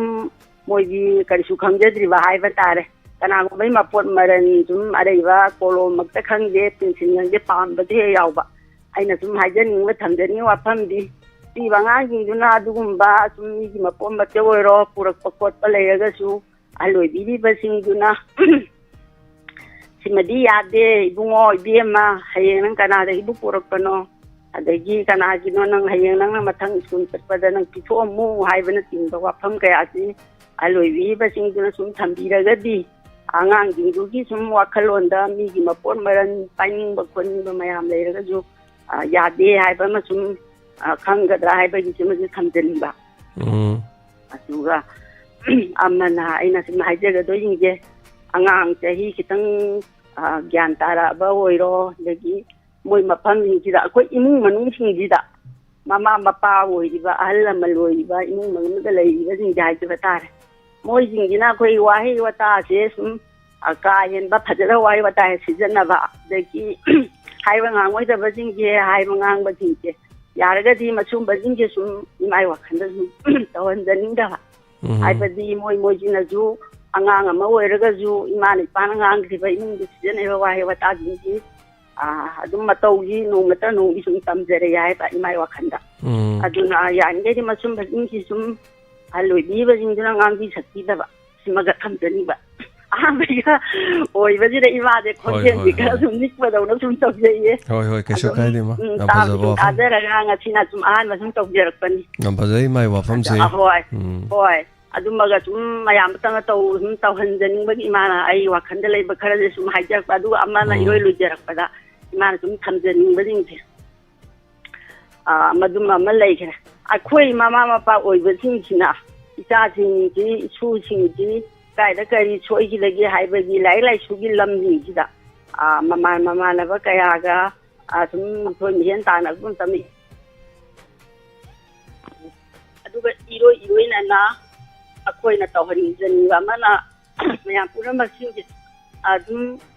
ayam bana loina mak tawi hai bagi na sadraga su angang je hanjalak pa matam do oiro kai da kari tawi tholi hai ba ji masu ni rang na da bagi ama ju su ujaba jaji je thogal lon de har akoi thakchi khachi hai ba ji masu mayum da lei ba han ni na yaring hai mapam matam chana mai magi torok pasing jira ngasi di jasa sura nang ngang yo ado ma da anang adu hai du phatte dagi nang narum na pida da nang hai ba hai du phatte hai ra ting baring ji ama koi na sum matam ni khara sum chentok ti raga di angang ting ji no ma tra no ma ti moi ju hai ro ji ya de ko hai ba chim ma chum le raga di khitang moi da ꯋꯥꯈꯜꯂꯣꯟꯁꯤ ꯂꯩꯔꯗꯤ ꯐꯒꯗ꯭ꯔꯥ ꯍꯥꯏꯕ ꯏꯃꯥꯅ ꯊꯥꯒꯠꯆꯔꯤ ꯑꯁꯨꯝ ꯇꯧꯖꯔꯛꯄꯅꯤ ꯑꯗꯨꯅ ꯑꯗꯨꯒꯨꯝꯕ ꯀꯌꯥꯁꯤꯡꯁꯤ ꯁꯨꯝ ꯍꯥꯏꯔꯒ ꯃꯊꯪꯗ ꯑꯃꯨꯛ ꯐꯅꯤ ꯇꯧꯖꯔꯛꯀꯦ ꯑꯍꯥꯟꯕꯒꯤ ꯑꯣꯏꯕꯁꯤꯗ ꯑꯩ ꯏꯄꯥ ꯄꯥꯈꯠ ꯍꯣꯏ ꯏꯃꯥꯒꯤ ꯋꯥꯐꯝ ꯃꯤꯅꯤꯠ 5ꯒ ꯁꯦꯀꯦꯟ 30 ꯏꯃꯥꯒꯤ ꯋꯥꯐꯝ ꯊꯝꯕꯤꯔꯦ ꯊꯥꯒꯠꯆꯔꯤ ꯐꯖꯩ ꯏꯃꯥꯒꯤ ꯋꯥꯐꯝ ꯀꯣ ꯀꯔꯤ ꯋꯥꯔꯨꯅꯤ ꯄꯨꯝꯅꯃꯛ ꯊꯧꯗꯥꯡꯁꯤꯡ ꯑꯆꯨꯝꯕꯅꯤ ꯀꯅꯥꯒꯨꯝꯕꯅꯤ ꯃꯃꯥ ꯃꯄꯥꯁꯤꯡꯅ ꯃꯆꯥꯒꯤ ꯄꯣꯠ ꯃꯥꯡꯈꯤꯕ ꯃꯇꯝꯗ ꯍꯥꯏꯇꯥꯔꯦ ꯄꯦꯟꯁꯤꯜ ꯑꯃ ꯃꯥꯡꯉꯁꯨ ꯏꯔꯦꯖꯔ ꯃꯥꯡꯉꯁꯨ ꯁꯤꯃꯗꯤ ꯍꯦꯟꯖꯜꯂꯛꯏꯅ ꯁꯤ ꯀꯅꯥꯗꯩ ꯄꯨꯔꯛꯏꯅꯣ ꯁꯤ ꯀꯅꯥꯗꯩꯅꯣꯅ ꯈꯪꯗꯕꯁꯨ ꯑꯗꯨꯝ ꯌꯥꯎꯔꯝꯕ ꯌꯥꯏ ꯑꯗꯨꯕꯨ ꯑꯉꯥꯡ ꯑꯁꯤ ꯄꯔꯥꯁꯦ ꯑꯗꯨꯝ ꯍꯧꯖꯤꯛꯇꯒꯤ ꯑꯗꯥꯏꯗꯒꯤ ꯃꯣꯔꯦꯜꯁꯦ ꯇꯝꯕꯤꯗꯧꯅꯤ ꯍꯥꯏꯇꯥꯔꯦ ꯑꯩꯈꯣꯏꯁꯨ ꯑꯉꯥꯡ ꯑꯣꯏꯔꯤꯉꯩꯗ ꯃꯤꯅ ꯄꯥꯏꯕ ꯁꯥꯟꯅꯄꯣꯠꯇꯣ ꯑꯩꯈꯣꯏ ꯄꯥꯏꯅꯤꯡꯉꯦ ꯍꯥꯏꯇꯥꯔꯦ ꯑꯗꯣ ꯑꯩꯅ ꯄꯥꯏꯕ ꯌꯥꯏ ꯄꯥꯏꯕ ꯌꯥꯗꯦ ꯑꯩ ꯀꯩꯁꯨ ꯈꯪꯄꯣꯟꯇꯦꯕ ꯅꯠꯇ꯭ꯔꯅꯦ ꯃꯤꯒꯤꯅꯦꯕ ꯑꯩꯈꯣꯏ ꯈꯪꯄꯣꯟꯇꯦꯕ ꯑꯁꯤ ꯄꯥꯏꯕ ꯌꯥꯗꯦ ꯁꯤ ꯅꯪꯒꯤ ꯅꯠꯇꯦ ꯑꯁꯤ ꯊꯦꯡꯅꯔꯁꯨ ꯈꯨꯟ ꯅꯪ ꯄꯥꯏꯕ ꯌꯥꯗꯦꯀꯣ ꯑꯁꯤ ꯇꯥꯛꯇꯣꯏꯅꯦꯕ ꯑꯉꯥꯡ ꯑꯁꯤꯗꯤ ꯑꯉꯥꯡꯅꯤꯗꯅꯀꯣ ꯑꯗꯨꯝ ꯈꯪꯗꯦꯕ ꯌꯥꯝ ꯁꯦꯡꯅ ꯍꯥꯏꯔꯀꯥꯟꯗ ꯑꯗꯨꯝ ꯑꯩꯒꯤ ꯑꯣꯏꯕ ꯌꯥꯕ ꯑꯣꯏꯅꯤꯡꯉꯦ ꯑꯗꯣ ꯑꯉꯥꯡ ꯑꯣꯏꯗꯗꯤ ꯑꯗꯣ ꯑꯉꯥꯡꯁꯤ ꯀꯩꯁꯨ ꯅꯠꯇꯕꯁꯨ ꯑꯗꯨꯝ ꯃꯤꯒꯤ ꯃꯄꯣꯠꯇꯣ ꯃꯌꯨꯝꯗꯒ ꯆꯠꯂꯒ ꯄꯥꯏꯁꯜꯂ ꯑꯗꯨꯝ ꯄꯨꯔꯛꯄ ꯌꯥꯔꯣꯏ ꯑꯩ ꯄꯨꯅꯤ ꯀꯥꯏꯅ ꯈꯪꯗꯕ ꯌꯥꯎꯋꯦ ꯇꯥꯛꯄꯤꯕ ꯉꯥꯡꯉꯁꯨ ꯆꯩꯔꯁꯨꯀꯣ ꯄꯥꯏꯕ ꯌꯥꯗꯦ ꯁꯤ ꯅꯪꯒꯤ ꯅꯠꯇꯦ ꯃꯤꯒꯤ ꯃꯄꯣꯠ ꯄꯥꯏꯕ ꯌꯥꯗꯦ ꯁꯤ ꯌꯥꯝ ꯇꯥꯛꯄ ꯃꯥꯅ ꯁꯥꯎꯔꯁꯨ ꯉꯥꯡꯉꯁꯨ ꯑꯃ ꯇꯧꯔꯁꯨ ꯇꯝꯕꯤꯕ ꯑꯃ ꯆꯪꯉꯦ ꯍꯥꯏꯇꯥꯔꯦ ꯍꯜꯂꯣ ꯃꯤꯡ ꯑꯃꯗꯤ ꯂꯩꯐꯝ ꯍꯥꯏꯕꯤꯌꯨ ꯍꯜꯂꯣ ꯒꯨꯗ ꯏꯚꯤꯅꯤꯡ ꯁꯥꯔ ꯃꯤꯡ ꯂꯩꯐꯝ ꯍꯥꯏꯕꯤꯌꯨ ꯈꯨꯟꯖꯤꯟꯗꯒꯤ ꯊꯣꯡꯒ꯭ꯔꯥꯝ ꯃꯦꯝꯃꯅꯤ ꯁꯥꯔ ꯇꯥꯛꯄꯤꯌꯨ ꯀꯔꯤ ꯋꯥꯐꯝ ꯍꯥꯏꯕꯤꯅꯤꯡꯕ ꯁꯥꯔ ꯑꯩꯅ ꯍꯥꯏꯖꯅꯤꯡꯕꯁꯦ ꯑꯩꯈꯣꯏꯒꯤ ꯒꯥꯔꯤꯁꯦ ꯌꯨꯝꯂꯛꯇ ꯊꯧꯕꯗ ꯑꯩꯈꯣꯏꯗꯤ ꯈꯤꯇꯪ ꯃꯅꯨꯡꯁꯨ ꯆꯪꯉꯒꯁꯨ ꯁꯣꯔꯣꯛ ꯃꯄꯥꯟꯁꯦ ꯒꯥꯔꯤꯁꯦ ꯑꯉꯥꯡ ꯅꯨꯄꯤꯁꯤꯡꯁꯦ ꯒꯥꯔꯤꯁꯦ ꯀꯟꯅ ꯊꯧꯕꯁꯦ ꯁꯤꯃꯇꯪ ꯊꯧꯍꯟꯅꯤꯡꯗꯦ ꯑꯩꯈꯣꯏꯒꯤ ꯁꯣꯔꯣꯛ ꯀꯩꯅꯣꯗꯒꯤ ꯊꯣꯡꯒꯥꯟꯗꯒꯤ ꯑꯉꯥꯡ ꯅꯨꯄꯤꯅ ꯐꯠꯂꯦ ꯆꯦꯟꯊꯣꯔꯛꯄ ꯃꯇꯝ ꯑꯗꯒꯤ ꯑꯉꯥꯡ ꯅꯨꯄꯤ ꯆꯠꯂꯤꯉꯩ ꯈꯨꯜꯂꯛꯅꯤꯅ ꯍꯥꯏꯖꯔꯤꯕ ꯑꯗꯣ ꯁꯤꯃꯇꯪꯗꯤ ꯍꯥꯏꯖꯅꯤꯡꯕ ꯑꯗꯨꯒ ꯁꯥꯔ ꯄꯥꯟꯊꯣꯏꯒꯤ ꯁꯦꯔꯦꯟꯗ ꯑꯩꯈꯣꯏꯒꯤ ꯉꯔꯥꯡꯒꯤ ꯀꯩꯅꯣꯕꯨꯗꯤ ꯑꯣꯏꯗꯣꯏꯅꯤ ꯑꯩꯈꯣꯏꯅ ꯉꯁꯤ ꯇꯥꯖꯕ ꯌꯨꯇꯨꯕꯇ ꯑꯗꯩꯗ ꯁꯨꯕꯥꯏꯅꯤꯅ ꯅꯣꯡ ꯈꯥꯛꯄꯒꯤ ꯃꯇꯥꯡꯗꯒ ꯉꯥꯡꯕ ꯀꯩꯅꯣꯒ ꯔꯣꯖꯤꯒ ꯃꯕꯥꯅꯤꯅ ꯌꯥꯝꯅ ꯃꯥꯟꯖꯕꯗꯣ ꯁꯥꯔꯅ ꯉꯥꯡꯕꯗꯣ ꯑꯗꯒꯤ ꯀꯩꯅꯣꯗ ꯄꯥꯊꯣꯏꯗ ꯁꯨꯕꯥꯏꯅꯤꯅ ꯑꯩꯈꯣꯏꯒꯤ ꯀꯩꯅꯣ ꯅꯨꯄꯥꯗꯨꯅ ꯆꯠꯈ꯭ꯔꯕ ꯃꯇꯨꯡꯗ ꯃꯥꯅ ꯉꯟꯇꯥꯅ ꯍꯜꯂꯛꯑꯣ ꯍꯥꯏꯕꯒꯤ ꯁꯨꯕꯥꯏꯅꯤꯅ ꯉꯥꯡꯕꯒꯗꯣ ꯌꯥꯝꯅ ꯀꯩꯅꯣ ꯇꯧꯕ ꯌꯥꯝꯅ ꯐꯖꯕ ꯍꯥꯏꯗꯅ ꯑꯗꯨꯝꯇꯪ ꯍꯥꯏꯖꯒꯦ ꯇꯧꯕꯅꯤ ꯍꯣꯏ ꯑꯗꯨꯝ ꯇꯥꯖꯔꯤ ꯑꯗꯨꯝ ꯑꯊꯦꯡꯕꯗꯗꯤ ꯇꯥꯕ ꯉꯝꯖꯗꯕꯅꯤ나 ꯑꯩꯈꯣꯏꯒꯤ ꯑꯌꯨꯛꯇꯗꯤ ꯑꯗꯨꯝ ꯌꯨꯇꯨꯕꯇ ꯑꯗꯨꯝ ꯇꯥꯖꯩ ꯑꯗꯨꯒ ꯀꯩꯅꯣ ꯅꯨꯡꯗꯥꯡꯒꯤꯁꯨ ꯑꯗꯨꯝ ꯁꯦꯔꯦꯟ ꯇꯥꯖꯔꯤ ꯑꯗꯨꯝ ꯇꯥꯕꯗꯤ ꯑꯗꯨꯝ ꯇꯥꯖꯩ ꯑꯩꯈꯣꯏꯅ ꯀꯩꯅꯣ ꯀꯃꯦꯟ ꯄꯤꯕ ꯑꯗꯒꯤ ꯑꯃ ꯊꯥꯕꯗꯤ ꯍꯩꯖꯗꯕꯅꯤꯅ ꯑꯩꯈꯣꯏ ꯊꯥꯖꯗꯕꯩ ꯋꯥꯅꯤ ꯁꯥꯔ ꯊꯦꯡꯛ ꯌꯨ ꯊꯥꯒꯠꯆꯔꯤ ꯅꯨꯡꯉꯥꯏꯖꯩ ꯊꯧꯔꯝ ꯑꯃ ꯍꯣꯠꯅꯕ ꯃꯥꯟꯅꯕ ꯍꯣꯠꯅꯕ ꯁꯥꯔꯤꯅꯤ ꯑꯗꯨꯅ ꯑꯍꯤꯡ ꯆꯨꯞꯄ ꯍꯥꯏꯕ ꯇꯥꯏ ꯍꯣꯠꯅꯖꯔꯤ ꯃꯌꯥꯝ ꯊꯦꯡꯛ ꯌꯨ ꯁꯣ ꯃꯆ ꯊꯥꯒꯠꯆꯔꯤ ꯀꯣꯛꯁꯤꯗ ꯑꯔꯨꯝꯕ ꯃꯆꯥ ꯑꯃ ꯄꯨꯔꯝꯕꯗꯣ ꯑꯃꯨꯛ ꯂꯧꯊꯈ꯭ꯔꯦꯗꯣ ꯋꯥꯍꯣꯡ ꯔꯦꯗꯤꯑꯣꯒꯤ ꯐꯥꯎꯟꯗꯦꯁꯟ ꯗꯦ ꯑꯃꯨꯛ ꯂꯥꯛꯄꯗ ꯃꯊꯪꯒꯤ ꯊꯥꯁꯤꯅ ꯑꯃꯨꯛ ꯁꯦꯞꯇꯦꯝꯕꯔꯒꯤ 4ꯁꯦ ꯑꯃꯨꯛ ꯇꯥꯏꯕꯟ ꯇꯤꯚꯤꯒꯤ ꯑꯃꯨꯛ ꯐꯥꯎꯟꯗꯦꯁꯟ ꯗꯦꯅꯦꯕ ꯃꯃꯤꯡꯒꯤ ꯑꯣꯏꯅ ꯑꯗꯨꯝ ꯇꯧꯔꯅꯤ ꯀꯌꯥꯝ ꯅꯨꯡꯉꯥꯏꯈꯤꯒꯦ ꯑꯗꯨꯒ ꯑꯩꯒꯤ ꯄꯨꯟꯁꯤꯗꯀꯣ ꯑꯁ ꯑꯩ ꯋꯥꯔꯒ ꯂꯩꯔꯦ ꯑꯩ ꯇꯥꯡ 5 ꯍꯥꯏꯇꯥꯔꯦꯀꯣ ꯇꯥꯡ 5 ꯉꯁꯤꯁꯤꯅꯦꯕ ꯑꯩꯅ ꯈ꯭ꯋꯥꯏꯗꯒꯤ ꯋꯥꯈꯤꯕ ꯅꯨꯃꯤꯠꯇꯣ ꯑꯗꯩ ꯉꯁꯤꯗꯤ ꯅꯣꯛꯑꯦꯗꯅꯀꯣ ꯑꯩ ꯅꯣꯏꯁꯤ ꯀꯩꯅꯣ ꯉꯔꯥꯡ ꯐꯪꯁꯟ ꯇꯧꯈ꯭ꯔꯕꯅꯤ ꯅꯣꯛꯏꯅꯦꯕ ꯁꯣꯏꯉꯥꯝ ꯌꯥꯎꯗ꯭ꯔꯦ ꯅꯨꯡꯉꯥꯏꯔꯦ ꯅꯣꯛꯆꯔꯤꯅꯤ ꯃꯥꯏꯕꯦꯜꯁꯤꯡꯅ ꯃꯅꯤꯡ ꯊꯨꯡꯕ ꯊꯨꯡꯗꯕ ꯐꯝꯐꯝ ꯆꯟꯕ ꯆꯟꯗꯕ ꯆꯥꯕ ꯊꯛꯄ ꯐꯪꯕ ꯐꯪꯗꯕ ꯄ꯭ꯔꯣꯒꯥꯝꯗꯨꯗꯤ ꯑꯗꯨꯝ ꯃꯥꯏ ꯄꯥꯛꯈ꯭ꯔꯦ ꯍꯥꯏꯇꯥꯔꯦ ꯑꯩ ꯑꯗꯨꯝ ꯄꯨꯡ 9 ꯈꯔ ꯍꯦꯜꯂꯛꯄꯗ ꯑꯩ ꯄꯨꯡ ꯀꯩꯅꯣꯗ ꯍꯧꯒꯠꯂꯦ 9:30 ꯇꯥꯔꯝꯗꯥꯏ ꯍꯧꯒꯠꯂꯦꯕ ꯀꯩꯒꯤꯅꯣꯗ ꯑꯩꯗꯤ ꯇꯌꯥꯏ ꯁꯥꯟꯅꯕꯅꯤꯅ ꯊꯦꯡꯕꯅꯤꯅ 9 ꯏꯃꯥꯏꯕꯦꯜꯁꯤ ꯐꯝꯃꯒ ꯂꯩꯔꯝꯕꯅꯦꯕ ꯋꯥꯁꯤ ꯂꯣꯏꯔꯦ ꯐꯝꯃ ꯂꯩꯕꯤꯔꯝꯃꯕꯅꯦ ꯑꯩꯉꯣꯟꯗꯩ ꯍꯥꯟꯅ ꯑꯗ ꯌꯨꯝꯒꯤ ꯃꯤꯁꯤꯡ ꯑꯇꯩꯕꯨꯗꯤ ꯂꯣꯏ ꯉꯟꯅ ꯂꯣꯏ ꯍꯧꯒꯠꯂꯦꯗꯅꯀꯣ ꯑꯗꯩꯗ ꯃꯤꯡ ꯆꯟꯗꯣꯏꯅꯤꯗꯅꯀꯣ ꯃꯤꯡ ꯆꯟꯕꯗꯨ ꯉꯟꯇꯥꯅ ꯃꯤꯡ ꯆꯟꯈ꯭ꯔꯦꯕ ꯄꯨꯡ ꯑꯗꯨꯅ 9:30 10ꯗꯩ ꯃꯤꯡ ꯆꯟꯈ꯭ꯔꯦꯕ ꯑꯗꯨꯝ ꯃꯤꯡ ꯆꯟꯕꯗ ꯄꯨꯡ 8 ꯃꯈꯥꯏꯕ ꯃꯅꯨꯡꯗ ꯃꯤ 45 ꯇꯔꯨꯛ ꯁꯨꯈ꯭ꯔꯦꯕ ꯑꯩꯅ ꯍꯥꯏꯔꯦꯕ 50 ꯐꯥꯎꯗꯤ ꯁꯨꯍꯜꯂꯣ 50 ꯃꯇꯨꯡꯗꯨꯗꯤ ꯅꯪꯉꯔꯣꯏ ꯑꯗꯨꯝ ꯍꯥꯏꯔꯣ ꯅꯪꯉꯒꯅ ꯑꯗꯨꯝ ꯇꯧꯁꯤ ꯑꯩꯈꯣꯏꯒꯤꯗꯤ ꯑꯗꯨꯝ ꯇꯧꯅꯤ ꯑꯗꯨꯒ 90ꯒꯤ ꯃꯇꯨꯡꯗ ꯂꯥꯛꯄꯁꯤꯡ ꯍꯣꯔꯦꯟ ꯉꯜꯂꯤ ꯊꯦꯡꯉꯦ ꯍꯥꯏꯕꯗꯤ ꯍꯥꯏꯕꯤꯔꯛꯀꯅꯣꯅ ꯃꯗꯨꯃꯇꯪ ꯍꯥꯏꯌꯣꯅ ꯑꯩꯈꯣꯏꯅ ꯑꯉꯥꯡꯒꯗꯤ ꯁꯦꯟꯅꯍꯜꯂꯦ ꯑꯗꯣ ꯍꯥꯏꯕꯁꯨ ꯌꯥꯎꯔꯝꯒꯅꯤ ꯍꯥꯏꯗꯕꯁꯨ ꯌꯥꯎꯔꯝꯒꯅꯤ ꯑꯗꯣ ꯄꯨꯡ 10 ꯃꯈꯥꯏ ꯃꯇꯨꯡ 10ꯗ ꯂꯥꯛꯄꯁꯤꯡꯗꯣ ꯃꯤꯡ ꯆꯜꯂꯦ ꯑꯗꯣ ꯑꯩꯈꯣꯏ ꯄꯨꯡ 10ꯗ ꯂꯥꯛꯑꯦ ꯑꯩꯈꯣꯏ ꯄꯨꯡ 8ꯗ ꯁꯛꯑꯦ ꯁꯤꯅꯤ ꯉꯔꯥꯡꯁꯨ ꯑꯗꯨꯝ ꯑꯃꯅꯤ ꯍꯥꯏꯕ ꯌꯥꯎꯋꯦ ꯑꯩꯈꯣꯏꯅ ꯍꯥꯏꯖꯅꯤꯡꯉꯤꯅ ꯄꯨꯡ 10ꯗ ꯂꯥꯛꯑꯁꯨ ꯃꯤ 45ꯗꯨ ꯃꯤ 50 ꯁꯨꯗꯣꯛꯈ꯭ꯔꯦꯕ 90 ꯀꯧꯂꯣ ꯍꯥꯏꯗꯨꯅ 50 ꯁꯨꯈ꯭ꯔꯦꯕ 50ꯁꯦ ꯄꯨꯡ ꯀꯌꯥꯅꯣ ꯑꯝꯇ ꯌꯦꯡꯕꯤꯌꯣ 50 ꯄꯨꯡ ꯀꯌꯥꯅꯣ ꯄꯨꯡ 3ꯅꯦꯕ ꯄꯨꯡ 3 6 hour ꯃꯗꯨꯗ ꯂꯥꯎꯊꯣꯛꯄ ꯌꯥꯎꯔꯤ ꯀꯧꯊꯣꯛ ꯀꯧꯁꯤꯟ ꯌꯥꯎꯔꯤ ꯑꯗꯨꯒꯤ ꯃꯤꯅꯠ ꯄꯥꯔꯒꯗꯤ ꯄꯨꯡ 8ꯅꯦꯕ ꯑꯗꯨꯒꯤ ꯃꯔꯛꯇꯨꯗ ꯑꯩꯈꯣꯏꯒꯤ ꯁꯩꯔꯦꯡ ꯋꯥꯔꯦꯡꯒꯤ ꯍꯥꯏꯇꯥꯔꯦ ꯑꯗꯩꯗ ꯑꯩꯈꯣꯏꯅ ꯄꯨꯡ 1.5 ꯊꯝꯈ꯭ꯔꯦꯕ ꯑꯗꯨꯗꯤ ꯄꯨꯡ 8 मखाई 9 ꯇꯥꯔꯦꯕ 9 ꯍꯥꯞꯆꯜꯂꯁꯤꯀꯣ ꯄꯨꯡ 10 मखाꯏꯗꯤ ꯍꯧꯔꯦ 11 मखाई 12 मखाई 1 मखाई 2 मखाई 3 मखाई 4 मखाई 5 मखाई 6 मखाई ताद्रा अदुदि ngasai pung 10 लासु pung 10 Laiba मिदुनि सक्तुबि sei matamse karam kandono har kando horen pung 3 khai tae adu si masana khangdaba yawe ni bible sing hai tara khoi sidai da khoi nuksiba sing adu kai kai sing di khanba yarongani khandaba yaroni mabung ning da leiba yarongani but adu bo khoina haijaning wafam di pung 10 lasu 9 lasu mini fu su do khram ni man theng lakpani na hai tare mamangi ani ma de khoi draw tawe draw tawraga tawe खरम दे मुके दौरे draw तौबने कोई draw फाउगन दे न programme लाक तब सु यावे अन हदक ती draw तौ रोय न ड्रॉ मु तौद्रे अदु सिसो मु हाय अरापा कांगु न नोय अनक पंगे न लोय मिंग सन सलमनी अखोय दी यार रोय हैराने अदे खोय न मु हाय रे अनक पोय गेरा रा पोय गेरा हान बगे सहलनी सक्सा मतुंग दगी दी अरापा अममम चिंखलकनी हाबा मी अमा सहलेदना अनि सहलेना अरापम चिंखलक अमामुक हानि सहलेना लिस्ट की अरापम चिंखटपा अरापैदी नंबोलोंगी साइड अदे इम्फालोम दगी साइड असोमतंग साइड दगी मोइरांगी साइड को खरगा लापसिंग मरोइनो के कक्सिंग डिस्ट्रिक्ट थोबाल डिस्ट्रिक्ट सि कितंग दे होरोगा अदुदै लान की बतोप डिस्ट्रिक्ट सिंग जहान अममम चिंखटपा ने तौने याम फजनो होने हाय तारे एगी थबक तति अदमाइन तोरगा तौजैये अदैना मु हाइजैना एगी अवाबन नुमितुंग सिने सिसे आई नुंगाइ ओनथोखरे अदन अवाब नुमिसे नुंगाइबो ओलनबे याइदि कै नुहाइदि नुंगाइबो माइ पाकपो नुमित अमना हौदोमनिना अवाबदु नुंगाइबो ओलेदनको मथंगी लाइबो तांग मरिसिना करिनो मु हाइ कांद आइसे डायमंड टीवी दि हाइरेको डायमंड टीवी दि हाइरेबा अदो आई टीवी चैनल दि याउदे होजिक चैनल मयाम लेको टीवी दि हाइरेगा टीवी चैनल दो ओबो फंगदबा मयाम अस आइसो अदुगुम चैनल दु तादोरो माले सिने इंखलिसेको आइसे अदुगि मु उंगा लेरे अफाव चैनल सिंग दु आई याउजगेन हाइबा मु चंगे अदे कनादा हाइरुनिको मरमदे खो channel number 1 नते number 2 नते काइबो ओइदे अंगांग Singh थोगा सिदैदा sei khara saaba dei bible sing khara to bosi natana to program ka haina leite interview kai kai khara aina puning warol ga na to khara du natana hai tar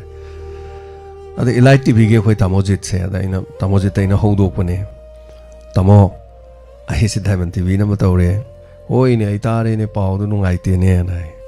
adu channel amada yaur siro hare ban stamom to sinbiu sine bai oren hai galo ai ngarom ge oren ne ta thena jen hai hoi tamona hai aise isa nungai tri matam ni ko adagi chale ongo chale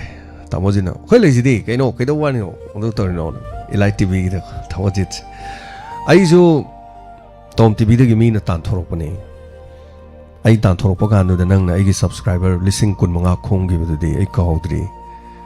no sinim tinaba marup hai se sahi gi wa leite ai tan thorok matam da ai gi channel ma elite tv na sem ko matam da ai mi lising mo phan leite nang na hing amada mi lising kun manga nang na pi khi bedo I kaute come on chasilo satne nang tamo de pakki mana da chale kari kari no hai ne swai to ge tamo do hai yare ai chama silo ga koi mi train pala gani yare lors adum ai sara ore eje अरे माइ technician पुरे असिदे the मचिन में हम पांजले गी सिदा चंगा गा से फमी बका से मखा चंगी मचिन हापे अदे करी करी मीडिया कन्वर्टर करी करी हापे मोइना लेइ तब गा से लोइ पुरे तक तक तक तक तक हापचले अदुगा टेस्ट थारजि को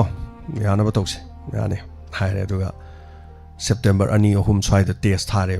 टेस्ट थाबदे यारे ओके ने यारे न दे डायमंड टीवी यारे न जेटीपीएल केबल दे हान हान Moina Tamo Deepak Toroga, Tomo Elite TV is in the Torokan, the Tava Nevena. At the AC, the Tava, see the Sanari Basika, the Udi videos, TV channels in the tuck na Fogdo Pudo. I think Paul the lady, but they that from the labor TV channels, who was the AC, Ainungai, Konungai, low late. I guess he gave my pa more for Gum Kale Haita, I give monkey will learn from Gum Haita. Duginumito September Getang, Marine. Adu dagi Diamond TV channel lo matang hoge adagi the ice comb the yogi adagi the matang TV channel o humari the yauri se adu gi numit ne haitar matik ti sa de but numit do egi nuai ba numit am TV channel do huju so ice comb the yeng video sing do do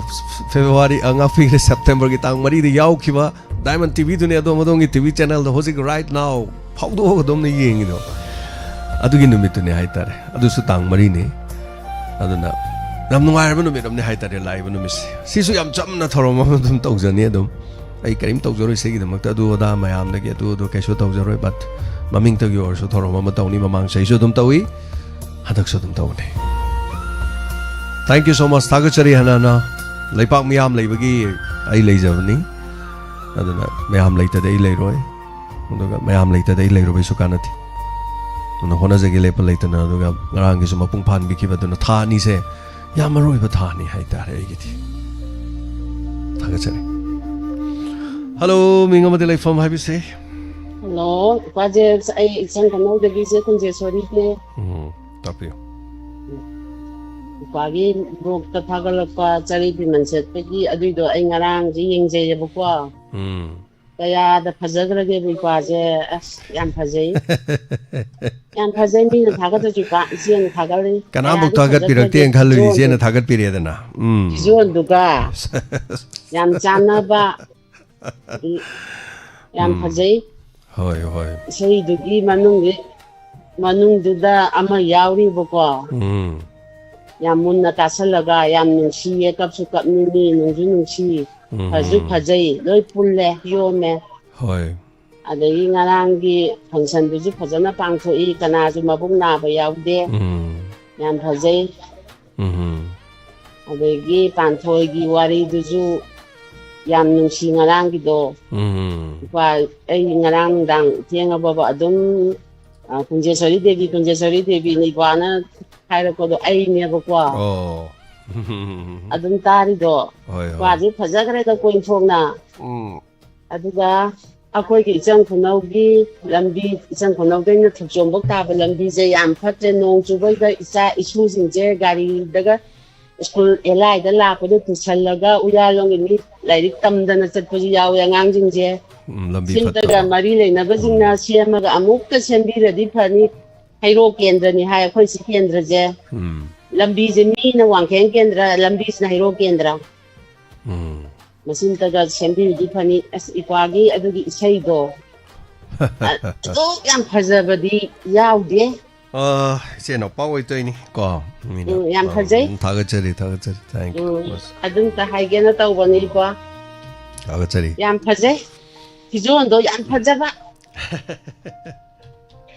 Yeah, because I go. Oh, Manaba, Takambina, Donipa. Okay, ma'am, ladies, the Yam, no, nothing illegally. Thank you. Miami, Miami, Pagi, Pambom Tingy. As you call me, say no night about. Game candidate, no, I can my bell says and my arm lazy, then no, I became late. Hingling a Mapuna Piri, but Chita Punamak, Chit Punamak, have that a punk talk server. Again. Actually, thank you so much. Thank you.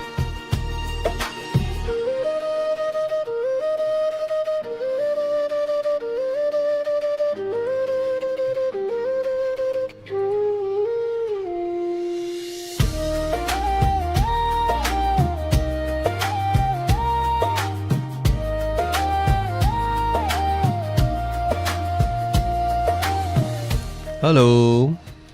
Hello. Kawan, ni kai molang television na ke molane. Se phajana habiu kaidore tumiro kaidoino kari jaino. Amde. Oh, kari wafam thambining mono che thambiu matam se loisele. Aku hꯧꯕ꯭ꯔꯥ ꯔꯤꯗꯤꯑꯣ ꯌꯥꯗꯕꯅꯔ ꯈꯪꯗꯦ ꯍꯣꯏ ꯍꯣꯏ ꯑꯗꯨ ꯋꯥꯐꯝ ꯍꯥꯏꯕꯤꯔꯅꯨ ꯀꯩꯅꯣ ꯇꯧꯕꯤꯔꯣ ꯁꯣꯝꯗ ꯃꯩ ꯌꯥꯗꯕ ꯍꯥꯏꯕ ꯇꯥꯔꯦꯀꯣ ꯇꯥꯛꯄꯤꯌꯣ ꯋꯥꯐꯝ ꯊꯝꯕꯤꯔꯣ ꯃꯇꯝ ꯂꯣꯏꯊꯣꯛꯈ꯭ꯔꯅꯤ ꯄꯥꯟꯊꯣꯏꯗꯤ ꯌꯥꯝ ꯐꯖꯩ ꯄꯥꯟꯊꯣꯏ ꯋꯥꯁꯤꯃ ꯀꯣꯟꯅ ꯍꯥꯏꯅꯔꯁꯤ ꯏꯆꯦ ꯀꯣ ꯄꯥꯟꯊꯣꯏ ꯉꯥꯛꯇ ꯉꯥꯏꯔꯦꯅ ꯄꯥꯟꯊꯣꯏꯒꯤ ꯋꯥꯁꯤ ꯇꯣꯛꯑꯁꯦꯅ ꯄꯨꯈꯠꯅꯗ꯭ꯔꯕꯅꯤ ꯉꯔꯥꯡꯒꯤ ꯊꯧꯔꯝꯗꯨꯁꯨ ꯌꯥꯝ ꯅꯨꯡꯉꯥꯏ ꯍꯣꯏ ꯑꯗꯣ ꯑꯋꯥꯡ ꯔꯦꯗꯤꯑꯣ ꯇꯥꯕ ꯀꯩ ꯇꯧꯕ ꯈꯨꯗꯤꯡꯅ ꯈꯨꯕꯥꯛ ꯈꯨꯕꯤꯌꯣ ꯑꯗꯣ ꯈꯨꯕꯗꯤ ꯎꯗꯤ ꯎꯔꯝꯃꯔꯣꯏ kaisu kaide kuba makona dum tajai thamoi sengna kuba ngai loi yaw engonda nang indage yenge hoi hoi yam thin hoi ngarang ju ayi madu ngai ngai na taraga hawla ka kundaraga amu nongai